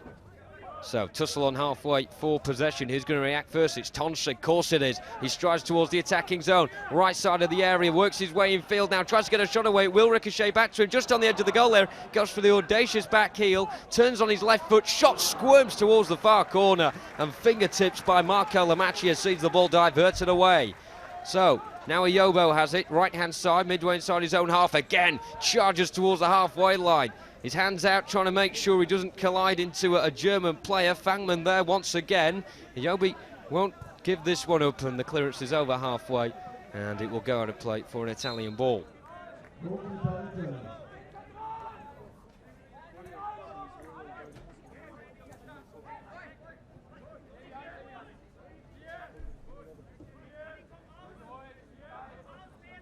Back with number 7, Kuting. Kuting just loses possession inside his own half to Sioux, who has ventured over halfway. Poliobo trying to pick the ball up on the halfway line. He's going to leave it for Tennis, the substitute, who's been on the field of play for only a matter of a couple of minutes. Francesco Carvalotto, who's not really managed to get the ball under control and get into this game, the youngster, unlike Poliobo. So Germany, after 10 minutes of the first half, leading by a goal to nil. That early goal by Tame Kuting. It's back with Kuting, the goal scorer, inside his own third, past his broken line, under no pressure, up to halfway. Is out to the left-hand side for Ali Chang, Pectus, who picks the ball up and now strides over the broken line. Central position, stops. He could have gone straight towards the goal there. He's going to try a left-footed shot, goes past 3 men and then squirms wide. Real chance there for Pectus if he got his foot around the ball. It has to be said that at the moment the Italians look like a bit of a one-dimensional side, relying on Poliobo to break forward for them, but the Germans have around 2 or 3 players who are capable of unlocking the Italian door. They may do it again here. Trotting through his Pectus, real opportunity. He goes into the goal area, managing to just recover there. Jacobo Lilly, who went to ground to sort of head it away John Terry style, and eventually wins the wins the goalie ball. But goodness me, once again Germany looking very dangerous as they stride down the heart of the Italian defence. Both referees have been called to the sideline. There is thunder and lightning in the air, and the referee on the far side, I can see Michael Peake and also Elias Mastoris, who is the head of referees. You can see there is just gesticulating to Francois Coquet, the French referee, on screen. I think it's just giving him a bit more information regarding the overhead conditions. And the problem we've got, Pete, is that most of the stands here are made out of metal. You don't want lightning striking down on this ground. We don't know how far away the lightning is at the moment, but the menacing grey scars are just put on the screen there. And at the moment, I think a lot of the teams from the opening ceremony were staying and viewing this game, witnessing what was going on the field. The French have just left, and I don't know if that's a sign of things to come. But meanwhile, Fangman has possession, comes over halfway, he checks, looks behind him, and then comes forward down the left-hand side. Well met, though, by the number 10 for Italy, the substitute Cavaletto. Still, the Germans come again on the edge of the D, coming now towards the right-hand side, and it's Pectus who comes towards the right side of the area. Shot comes in into the side netting once again. Germany very close. Yeah, once again, Pectus not managing to get his foot around the ball, making good contact, and again it squirms wide, this time of the near side right post. Italy on the halfway line, Poliobo using his strength, 7 versus 7, and it's Kuting who comes better off for Germany. Squares the ball over to the right-hand side, number 2, Taunting, who has been an attacking threat on that right-hand side, even though he's playing in a more defensive role for his country. He plays it down the left, trying to pick out Pectus. That's going to run through for a goalkeeper restart for Italy. Taunting playing that ball there, and of course, unsighted all these players, but they still have an idea of where each other is on the pitch. They've trained with each other so often. The Italians less so, it has to be said, than the Germans. They had an intensive 10-day worth of training before coming to Berlin. But the Germans have certainly done a good deal of training coming into this one. Last year they had the Four Nations Championships, which they finished second in. And right now they're leading on day one of these European Championships. Fangman, oh, he scored a wonderful goal. Took the ball on halfway, just wriggled his way towards the right side of the area and unleashed a right-footed firecracker into the roof of Marco Lamacchia's net. Celebrations absolutely fantastic with the rest of his teammates, but what a strike from the edge of the D. The Italians there couldn't stop him. Fangman coming all the way out of defence, Pete, with a wonderful goal. Yeah, what a goal by Fangman, the German captain, and that just shows you good contact on the ball will reward you with an effort that could possibly beat the goalkeeper just for pace, and it did from the edge of the D. And it's the first time since the opener that Germany managed to actually get their foot around the ball. This time, great contact by Fangman, and it beat the goalkeeper's pace into the roof of the net. And the Italians get the ball back underway with Poliobo going straight downfield, runs into a white cul-de-sac of German defenders, and it's going to be a goalkeeper restart. The conversation between Elias Mastoris and the referees was discussing a possible break in play if the overhead conditions continue and the electrical storm gets closer. We'll bring you any updates as soon as we can. You can see there the referees on the far side. Back with play, and it's Taunting on the right-hand side. He's only got a couple of men in front of him. The ball's going to break for the goalkeeper, though. Runs into the goalkeeping 2-metre square. Just a little bit of afters, which is sorted out between the two players, which will happen plenty of times in this European Championships. Fair play is the name of the game. And of course, in blind football, because of the nature of the sport, fair play has to be observed at all times. And you saw there an accidental kick catching an opposition player, and it will result in a free kick, but nothing between the players. One thing I have to say, of course, these pictures, not the biggest at all that you will see. However, the Germans, when they attack, are creating so many gaps that you wouldn't believe that the pitch is the size it is. And it's nothing down on the Italians, really. They've fought hard, they've defended well, they've made sure that they're as aware as they possibly can be of the German attackers coming towards them. But the movement and the position of the dribbling and passing from the Germans has been outstanding. Here they go attacking again. Oh, it's just got away there from Taunting as he got to the right corner of the goalie's area. And it squirms out for the goalie's ball. Marco Lamacchia will have ball in hand and bounce it towards this left-hand side. Bundling forward with it is Delaccio, who has possession as he goes towards the wall. He's got Fangman, should I say, behind him. And also waiting on the periphery is Taunting. And Taunting now into the scene, wins possession, tries to go over halfway. He was momentarily tripped, but the referees have seen nothing wrongdoing with that. And Germany can try and spring an attack towards the attacking zone now. Ferocious thunder coming down here in Berlin, but that is not deterring these German forwards at all as a shot comes in, this time from Pectus. Again, he struggles to find the target. He is the man that has been very close so far. And I think the referees here are going to call a halt in play. Huge lightning bolt seen above the stadium. You can see there Elias Mistoris, and I think he's just calling a halt to proceedings as the electrical storm continues. Rain teeming down here in Berlin.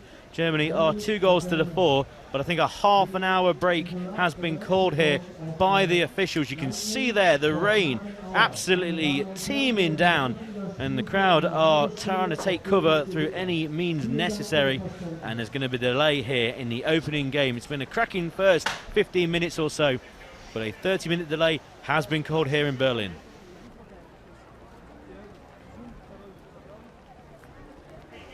Well, it has been a breathless first period to this game so far. Of course, 2-0 to Germany. This is exactly before this weather came in, what the home fans wanted. But now, of course, the heavens has opened. Things have took a slight turn for the worst. And the spectators will be put out their misery in a way in their ponchos, cagoules and under their umbrellas and go under a roof, get dry and get ready, hopefully, for the rest of this game. Of course, we will bring you any information as we get it as to when this game will resume, if it does tonight. We certainly hope it does so. But for now, half an hour suspension in this game, with Germany leading against Italy by 2-0.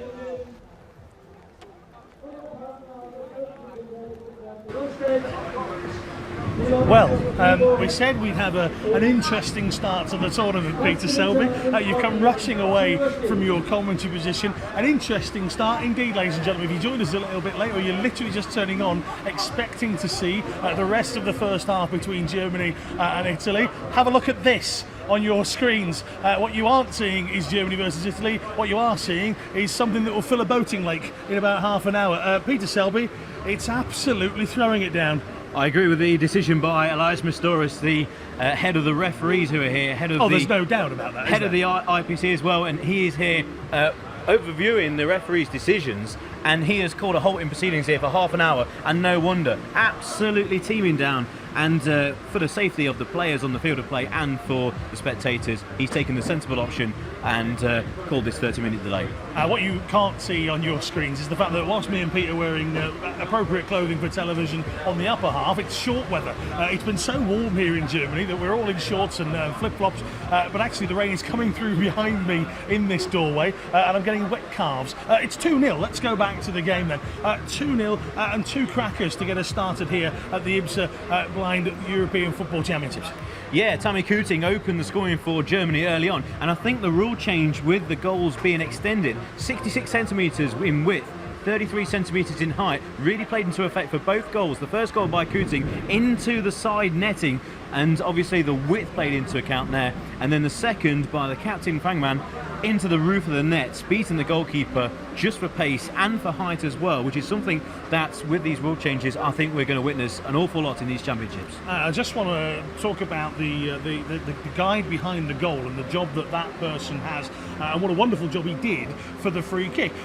Talk us through what happens between those guys. We had a tap of one post, a tap of the other post, obviously lots of instructions as well, and that's what obviously helps, and that's what worked perfectly. Yeah, during warm-ups, during training sessions, the relationship between the coaches behind the goals will be paramount, and they will be built on years and years and years. And they'll be tapping one post so we know where the left-hand post is, tapping the other so we know where the right is, but also then the shout will be because of how many players in the wall, where the shot will be taken from, and also how are you going to take the shot? Are you going to go high? Are you going to go low? And those calls are going to change with these conditions. We mentioned beforehand, quite a spongy pitch. How is the pitch going to take to all this rain? Is it means that all these high shots that we've seen so far, are they going to turn into low shots to skid across the floor? We'll have to wait and see. Have to wait and see indeed. As Pete's saying there, the water that lands on the pitch may be interesting as well. Of course, not played on grass, hasn't got the natural drain away that we would perhaps expect in football. So interesting. We're into a half an hour break. Once again, if you're just joining us here at the IBSA Blind Football European Championships here in Berlin, a wonderful city to look at, a wonderful city to be in, and in the last 20 minutes, a very wet Berlin has brought a halt to this very first game. It is Germany 2, Italy 0. Again, talk to me about the second goal, and Italy, they are struggling here. Germany really seem on top. Yeah, they do. It was a great goal by the captain Fangman, and again, beat the goalkeeper for pace. But for me, it's Jonathan Taunting, who is the top goal scorer in the Bundesliga, but for Germany, he's playing quite a defensive role, wearing number 2 on his back, and he's controlling that right-hand side. Once or twice, he's left that right-hand side open for Italy to attack down, especially early on, but he's really secured it, and he's also started a lot of attacks, including the second goal, where Fangman then got the ball, and for only the second time in the game, managed to get a clean contact on the ball, beat the goalkeeper for pace. 2 or 3 opportunities before that to get that second goal, where there was scuffed wide, one was sliced, and 2 or 3 scuffed wide where they didn't get good connection, which will happen in blind football, but 2 good connections, 2 goals for the host nation, and the crowd are very happy up until this rain break. How very English summer it is. Getting off to a great start here in this game, Germany-Italy. Again, we heard the English coach calling this the group of death. This is a great start for Germany, isn't it? It really is. No team really can afford to lose any games in a competition, especially the first one. But to get off to a good start is not only good for the competition, really, the host nation as well. But this team from Italy were very, very under the radar. Lots of youngsters. Poliobo actually causing a bit of a stir here in the press box because he actually started the game. I was saying beforehand, we're looking forward to maybe seeing him come off the bench, him and Carvaletto maybe later on, because there's 20 minutes each way in the game of blind football now, but because the time stops after every single incident, the game has actually been extended. So maybe these young lads could actually cause the Germans some problems later on. But it seems that this 2-goal lead, it's all been one way in that first half. The German goalkeeper not had an awful lot to do. And for me, I think I can only see one score increasing, and that's for the home side. Obviously, we have to get back on the pitch for that to happen here. So as again, we talked about, the head referee has called a halt to the game, a half an hour delay as it stands. We'll take a look at the weather reports in a couple of moments' time, and we'll see if we can figure out whether this is here to stay or whether it might just blow over. As you can see on your screen, it's definitely here at the moment. Rio 2016, Pete. As you know, you were there, you called every piece of action. Blind football on the up, but changes as well. Again, just talk to us about a few of those changes here that's happening in this tournament that might be different to those that maybe tuned into the Paralympics last year. For me, I think it really would start going back to 2012 and the tournament in London. That really showcased the sport to many people, and they saw the stars, the world stars, especially from Brazil, who have won the last 3 gold medals, the likes of Jefinho and Ricardinho, who really stole the show over in Rio, and it showcased the sport on such a global scale, and the skills that these men have are absolutely unbelievable. Superhumans is what we call Paralympic athletes, and they really were. And some of the goals that were scored revolved around the world, went to all corners of the football world, these goals, especially by the likes of Jefinho, Ricardinho and Ali Al-Askari for Iran, who got to the final. And so these future tournaments, including this European Championships, the biggest European Championships that's ever been held, hopefully it will carry on. You can hear the rain through these microphones. But the showcase that Rio put on, it was fantastic. Like I said, these world stars, hopefully, we'll be talking about some stars that we're witnessing today. The likes of Poliobo for the Italians. This could be a star of the future. Okay, so whilst the rain is getting steadily heavier. Our broadcast gets steadily better and better as we move along. We're going to bring you the replays of the goals in just a couple of seconds time. But just to reiterate, if you are tuning in, we are at a rain delay. Pete, you saw this firsthand from the commentary box. A little touch to the right-hand side and drilled home. Yeah, great finish by Taunting. Really got the crowd going as well. You can see the celebration there, reacting to the crowd's roar. Of course, silence during the game, but then the absolute roar from the crowd as soon as that went past the goalkeeper. You can see here, it actually went through the defender's legs. You can see the number 8, Delaletto for Italy. Just moved to the right-hand side. He breaks from the wall. The goalkeeper's unsighted, through the legs of the defender, and then past the keeper into that side netting. So the use of the wider goals really coming to the fore. But how often do we see in many forms of football a goal being scored when it goes through the legs of the defender?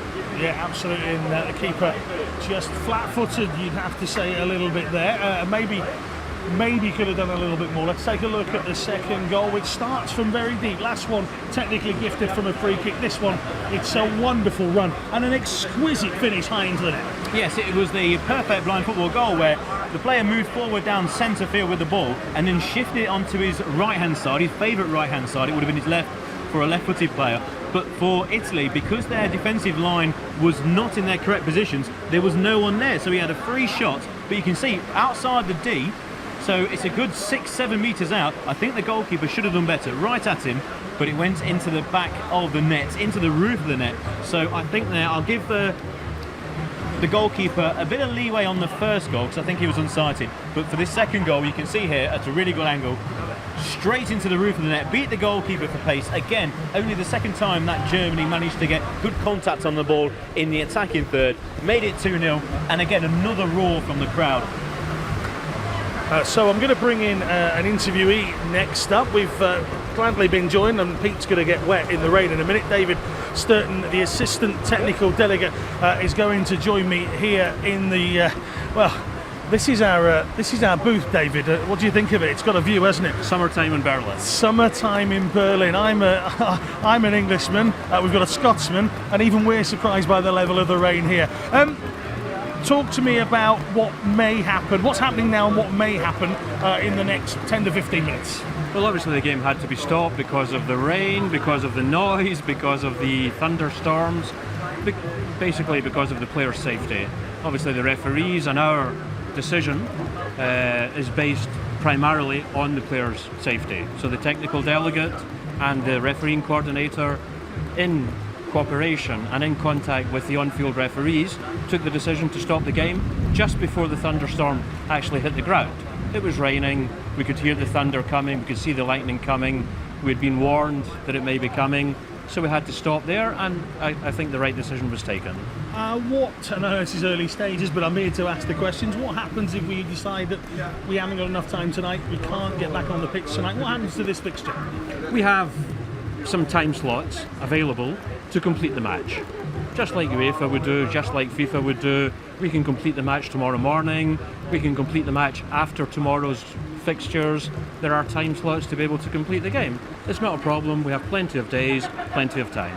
How long before that decision might come about?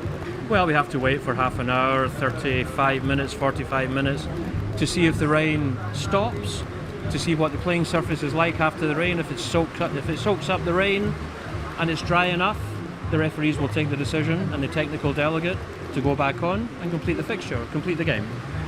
That's the bad stuff at the moment, I suppose. The Sure. rain is the negative, as more lightning above our head and behind us. Let's talk about the positives, though. Bigger and better than ever at the moment. We've got cameras everywhere, there's press everywhere. We were sort of riding on a very nice wave at the moment, aren't we, in the world of blind football?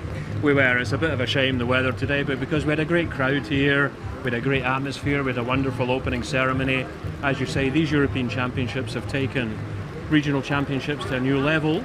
We're up there with the Paralympic Games now in terms of organisation, the venue, the refereeing, the players, the technical skills on display here. And well, it's a bit of a shame, the weather, but this can always happen. It can happen anywhere. And we're hoping that the weather will be a lot better over the coming days. and we'll see some wonderful football here. In terms of the future, of course, a lot of eyes not just here in Berlin at these European Championships, those qualifying places for the World Cup as well. Peter was talking about a little bit earlier on, if Spain were to make it into the semi-finals, that extends an extra place to the fifth place team, if you like. Is that right? The teams themselves, you'll have been in and around them. Is there a buzz for that? Is there a buzz not only to try and become European champion, but also in the knowledge that that one step into the semis gets you to the next stage as well? Of course, the European title, the title of European champions in itself, is a title worth winning and worth having. But obviously there are extra incentives here at play and at stake. Qualifying for next year's World Championships in Madrid, which obviously offers the teams the opportunity to qualify 2 years prior to the Games for the 2020 Paralympic Games. Excellent stuff. I'm going to let you get wet behind me. Thank you very much. Leave You're very welcome. There. I'm going to introduce somebody else in a couple of moments as well. This is Klaus Bros, who is the CEO of Berlin 2017. He doesn't need the little stand that Peter Selby has been standing on because he's a big fella himself. Klaus, we've worked really hard, everybody behind the scenes, to get this thing going. And I was going to say this has put a little dampener on it, but great way to start the competition. The ceremony, we had a great start for the German team as well, 2-0 up. Are you looking forward to the rest of this tournament when we get underway? Yes, so it's not the worst scenery we have right now. So there was a lot of thunderstorms coming, and so I'm very happy that we started the game. We had the ceremonies, we have two German goals, so we played 7 minutes 15 or something. So it's not that bad, and we're going to see if we get this game to an end today. But we had all the spectators in. Probably they won't be back when we start the game, but they will be hungry for more. So we've seen great blind football. So it's I will say it's a good start for the competition. So it's bad right now, but yeah, it could be worse. I've been walking around for the last couple of days. There's volunteers with huge smiles on their faces, members of the organising committee as well. You genuinely and truly have embraced this tournament. Everybody seems very, very happy to have this tournament right here in Berlin. Yes, blind football is coming to Berlin, and Berlin has the feeling of blind football, and so we are at day one of 6 days of the competition. So we just start. We have press, we have other media. So yeah, I'm happy. I would be more happy if it's sunny, but yes, it's okay. Well, thank you very much to Klaus, a happy CEO. Thank you very much. We'll welcome another guest in a couple of moments' time. This is Christian Heinz from Amputee Football. Come on in, Christian, as you're just joining us here at the IBSA Blind Football European Championships. The images on your screen are just showing the rain. And we are joined by Christian. Hello, Christian, how are you? Yeah, I'm fine, but the weather's not so fine now. It's like in London, but... I knew somebody was going to mention the fact that us Brits get quite a lot of rain. You've been sat out there watching the game so far. Yeah. Were you enjoying it? Yeah, of course. It's a great experience to have it here in Berlin, the European Championship. And yeah, it's really great result for Germany now. And we will see what happened after the rain. Yeah, it was a real shame. As we were talking to Peter, the commentator, a couple of moments ago, Germany on top. Didn't look like Italy had any answers for some of those forward waves. So I think Germany would be more upset at the moment. They would want to just get back out there and carry on. Yeah, I think so, yeah. And it's very dangerous with the attacker of the Italy's. He's very good, but I think yeah, the German will win the game. Talk to me about the spectators here as well. What a crowd that was for any para sport. This is, of course, the blind football, but any para sport around the world would be welcome of a crowd like that. Here in Berlin, the people of Berlin have come out and they've supported this event. It's amazing with the spectators. It's a real good place here to take this experience in Berlin, and the spectators are really great. It's a really great experience, and we have our European Championship with Amputee Football in October in Istanbul, and I hope it will be so nice too, yes. So there you go. You've got the an event, another one to come to in October. Thank you very much. Okay, Christian. thank you. Thank you very much indeed. Once again, we've got rain here in Berlin on day number 1. And not only are we broadcasting live around the world on the stream, we're also very delighted that the local channel here in Germany, RBB, are covering the game as well. So domestically, this is available. Joining me now, Martin Zimmerman. Martin, welcome. How are you? I'm very fine, thank you. Good. I've just said this. It is a little bit wet. We were just saying, what a great start for Germany. Yeah, I'm very fine with the result so far, and 2-0. The goal is to have a nice goal equivalent today, because they hope to be at the end second of the group, and probably England will be the one who will come up to the semi-finals. And maybe Germany will be second, maybe, or France. Talk to me about the skill levels involved in this sport. That second goal, just a shift of the ball to the right, and then fired high into the net. Wonderful to watch. Yeah, the Germans have developed reasonably over the years. They were their first participation in the Europeans were, I believe, in 2007 in Athens, and they were 7th and last. And they, over the years, they got better and better. They have better skills. They're more athletic build, and well, it's nice to view. And it's a nice game. Obviously, you hear blind football being developed all the time. We have the Bundesliga obviously behind the scene here, and that must help to be able to look around and choose some very talented blind footballers. That Bundesliga, that's a real benefit here, isn't it? Yeah, but they suffer a bit from not having young people to come into the game because of medicine advantages by now. Because well, as you know, in international level, you have to be blind when you will participate in football, totally blind. And well, there are many things that can be done in medicine not to fall in this gap. Okay, so we're going to take a very short break here in the stream. Thank you very much to Martin for joining us up here. We are waiting for a referee's decision, which might come in a few moments. And once again, if you're just joining us here in the stream, we have got our own stream. It's right outside my door. This is the IBSA Blind Football European Championships 2017. What's on your screen is exactly the only action we have. It is absolutely coming down like you wouldn't believe. There's lightning, there's thunder. There is more football to come here in these championships over the next 8 or 9 days. But for now, we're going to have a short break, and we'll be back with you in a couple of moments' time.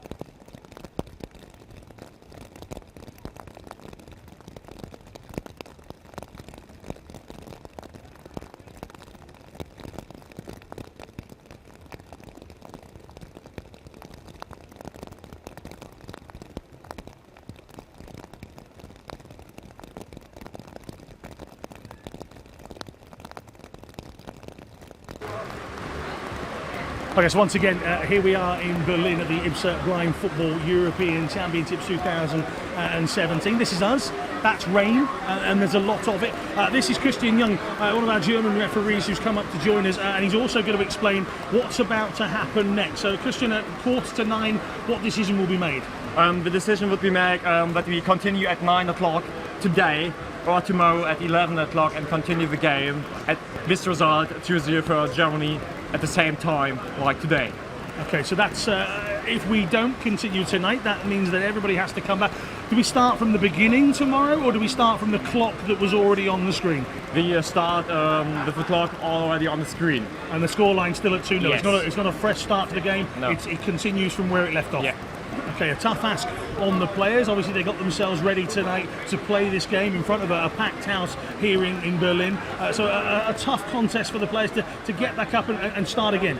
Yeah, sure, of course, it's a tough contest. But what could we do? Look, on Berlin, it's raining. And maybe on the field we have a lot of water after the raining. That's the reason because we maybe can't continue at 9. But Fair enough. our decision is making at 8:45. Well, there you are. That's the breaking news here at these championships. At 8:45 this evening, we'll make a decision as to whether we play on tonight or we play tomorrow at 11. Thank you very much to Christian Jung. He can make his way back to go and stay with the rest of the officials. Thank you very much to him. And well, we're going to talk to the young lady that was part of our opening ceremony a few moments ago. Joanna Zuma is coming on, and she was our host singer a few moments ago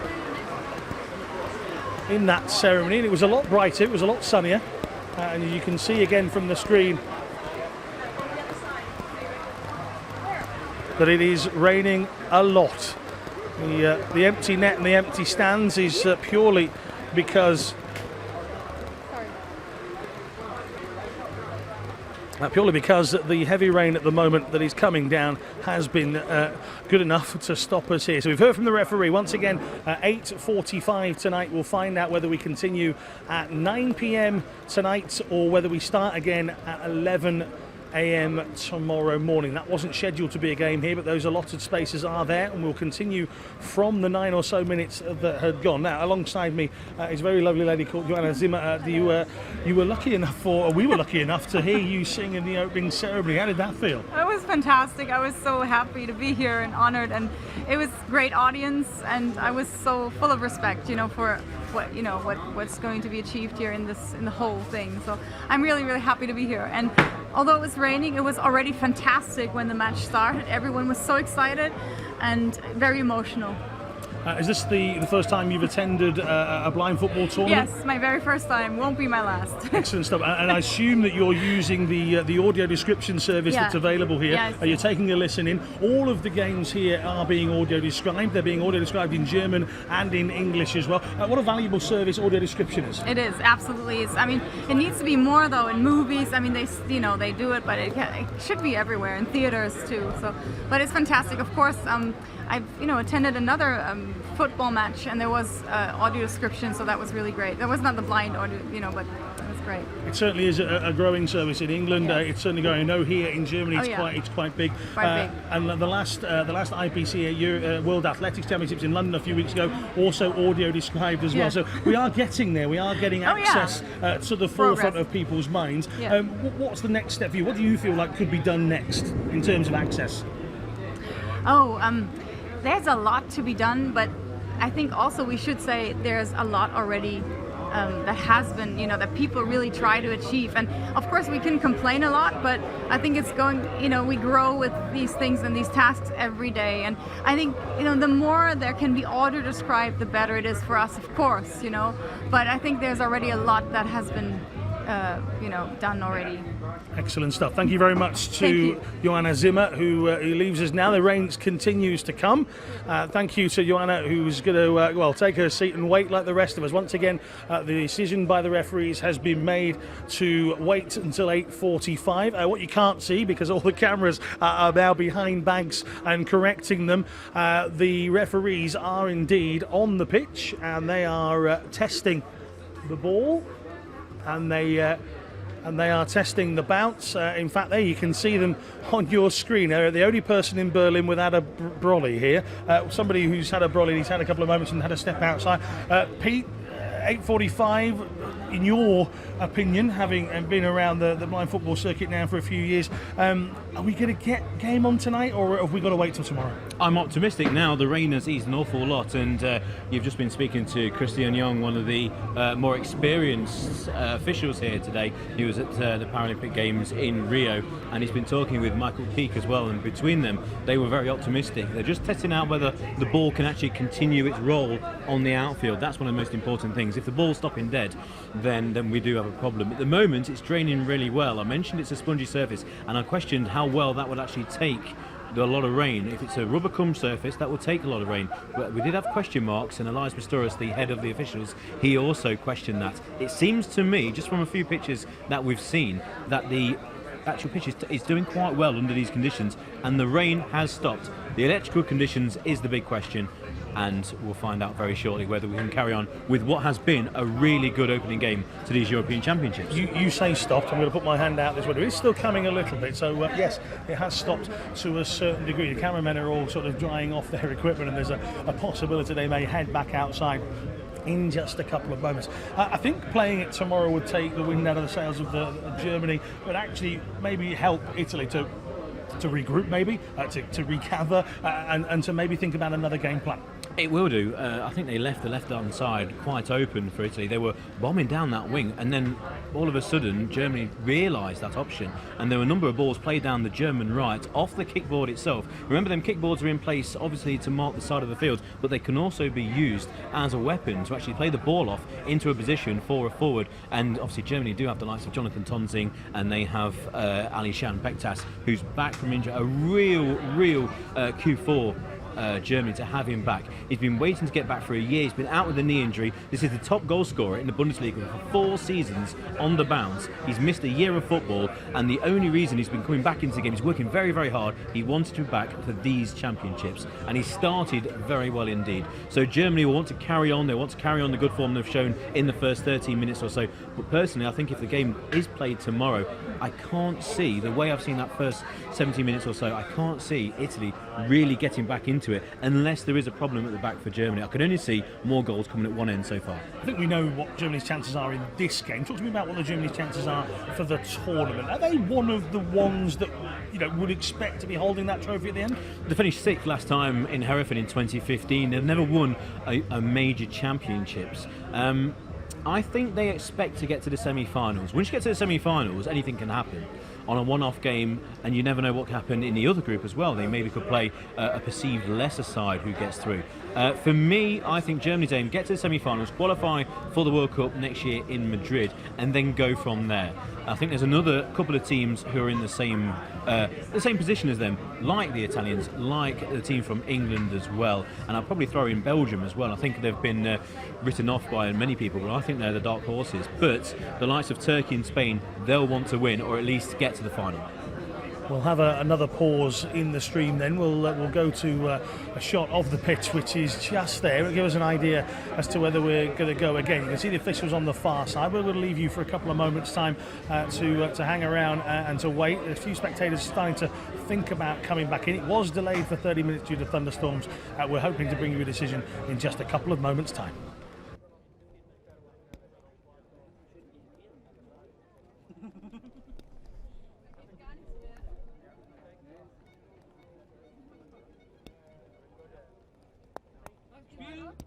Jawohl! Sauber! Wir sind dabei! Ich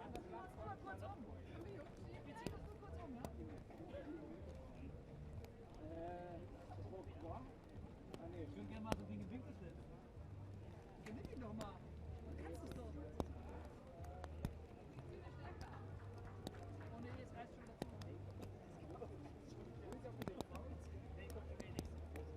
Ist das geil ist? Und bei 4 Wahl. Tobi! Ich würde gleich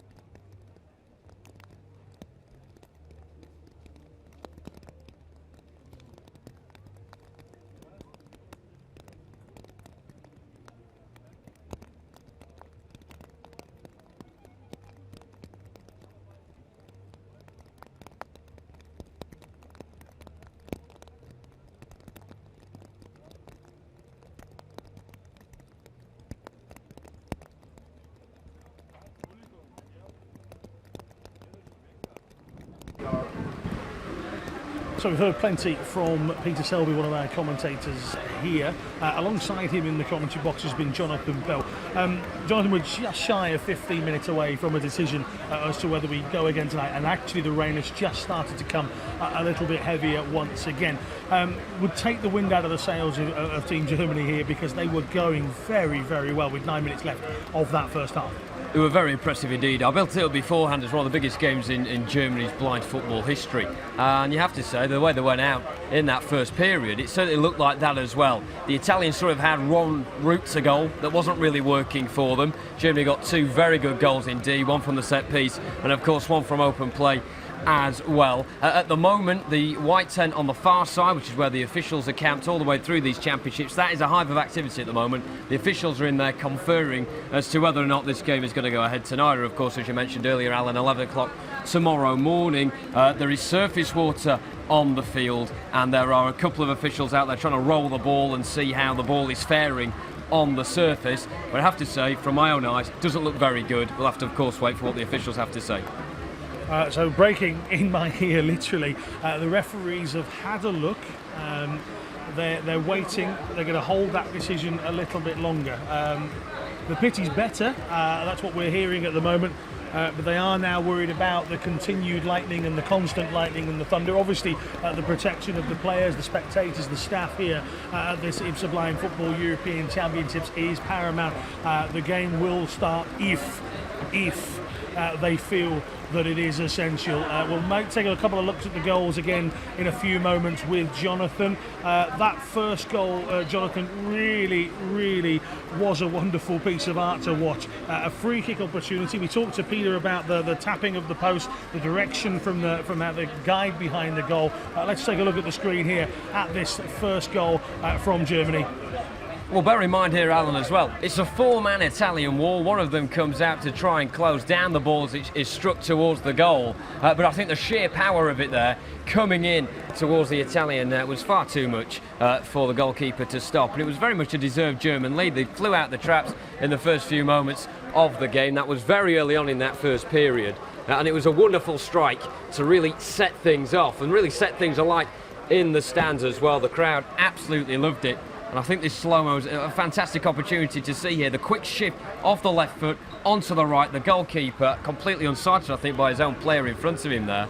And a very good start indeed for the Germans. Through the legs as well, inch perfect into the back of the net. Another angle of it here. That slow-mo, though, as you said, Jonathan, really giving us the idea. You can see the guy behind the goal, the fist pump, the raised fist, and it meant so much. And there was a huge cheer here inside the stadium here in Berlin. Huge cheer, and they deserve this second as well. But what a goal that is. The technique of the finish, superb. Exactly. The captain there of Germany on his 70th appearance tonight, an absolute stalwart in the German back line, coming through from the halfway line, battling his way towards the right-hand side of the penalty area and unleashing it. I said the first goal was a firecracker, that one, an absolute blockbuster into the roof of the net past the goalkeeper. You can see the goalkeeper sort of arches his back there. Maybe he could have got up a little bit more to tip it over with his hands. Very difficult indeed for him, though, with the sheer ferociousness of that strike.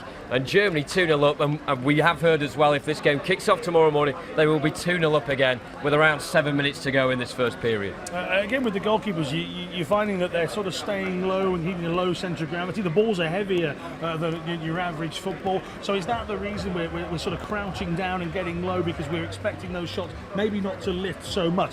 That one, on the other hand, right into the roof of the net. You've got to bear in mind as well that these goalkeepers are restricted to the small goal area in front of them. It's not a case of they're allowed in the full D, they're just allowed in the small rectangle in front of their goal. Therefore, they're having to anticipate shots going into the corner, which they are more unlikely to save due to the fact they're not allowed to close down the angle. So if a shot goes into the corner and you're in your goal area, it's very difficult to get down into the corners in time. So the goalkeepers are keeping down very low indeed. Therefore, if a shot does sort of surprise them and go up in the air, they're not really ready to spring up with that sort of speed required to get up and tip it over the crossbar. Very difficult stuff for the goalkeepers. They may be the only sighted ones on the field, but it doesn't mean their task is any easier in keeping the shots out. I'm going to put some pressure on you now. Obviously, we're only a few minutes into the tournament, really, but who do you feel we might see in that final come the 26th? You have to say Turkey with the European champions. You've got to say they're going to be up there. It's difficult for me to sort of tear between Spain and Russia.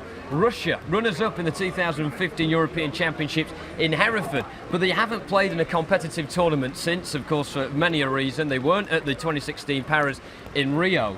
Are they sharp enough to be here and be ready to compete at such a high level and get to a final? Well, you could also say maybe they've had enough time to prepare, get ready, seek out the opposition they'll be facing against in Group B, which is a very difficult group as well, and be able to sort of negotiate their way into that final. It's going to be very difficult indeed. Spain, multiple time winners of this competition. They know exactly what to do in order to get to the final at the end of this 8 or 9 day championships.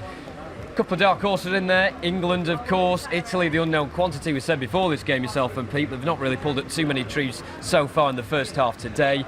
Germany, you never know. Home crowd, the way they've started straight out the traps tonight, they could be well up there for, not maybe to win the championships, but definitely to get at the World Cup next year in Madrid. Yeah, I was going to say that. Maybe buoyed by what was a tremendous crowd here tonight to welcome the opening game, to welcome the opening ceremony, and the crowd that were pushed on and inspired by a very good opening few minutes from the German team. So maybe, as you say, the hosts will be a surprise. We are still waiting for a decision on whether we will carry on tonight or whether we will leave this game until the morning. Thank you very much to Jonathan, one of our commentators, Jonathan Bell, alongside Peter Selby, here the English commentators who've been with us. So I'm going to leave you for a couple of moments again, but we're in the same situation. The rain has got heavier again. The IBSA Blind Football European Championships will only continue, and will only continue when it's safe.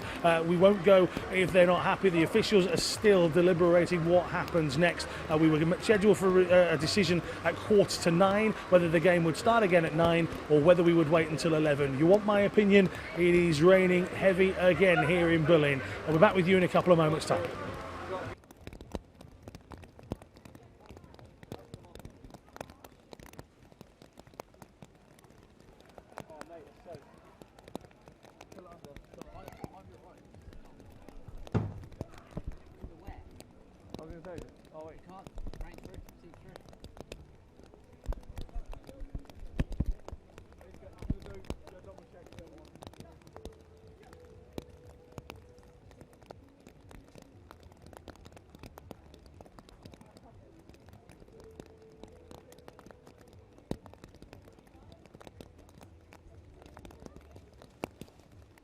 Achtung bitte, meine Damen und Herren, eine wichtige Durchsage, das Spiel wird heute nicht mehr weitergeführt.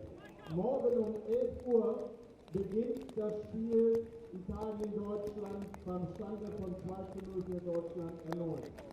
Ich wiederhole noch einmal, das Spiel wird heute nicht weiter fortgeführt aufgrund des Wetters und des Gewitters. Wir bitten daher um Ihr Verständnis und freuen uns auf Ihren Besuch morgen ab 11 Uhr. Vielen Dank.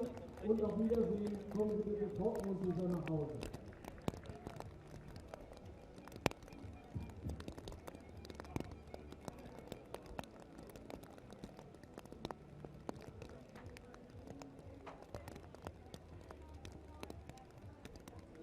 Ja, meine Damen und Herren, Sie haben es gehört, die Sicherheit der Spieler geht an dieser Stelle vor.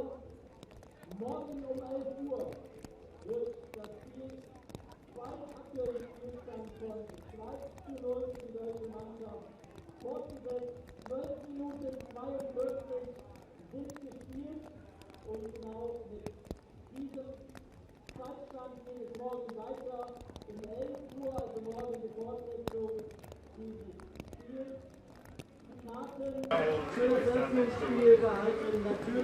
So, once again, welcome to the coverage of the IBSA Blind Football European Championships 2017. And what started off as a fantastic first day is going to end a little bit damp, I'm afraid, here in Berlin. The game tonight has indeed now been called off officially by the referees. We've had a lot of rain over the last hour here in Berlin. They played through quite a bit of it, and then all of a sudden it got heavier and heavier. Everybody vacated the stadium. You can see behind us the streets are wet through here in Berlin. The game tonight is off. We will start again tomorrow with 8.5 minutes remaining on the clock. Please do join us around about 11:15 tomorrow morning. We'll start the coverage then. The game will kick off at 11:30. Be back with us tomorrow. But from all of us here at the IBSA Blind Football European Championships on a wet day one, it's good night.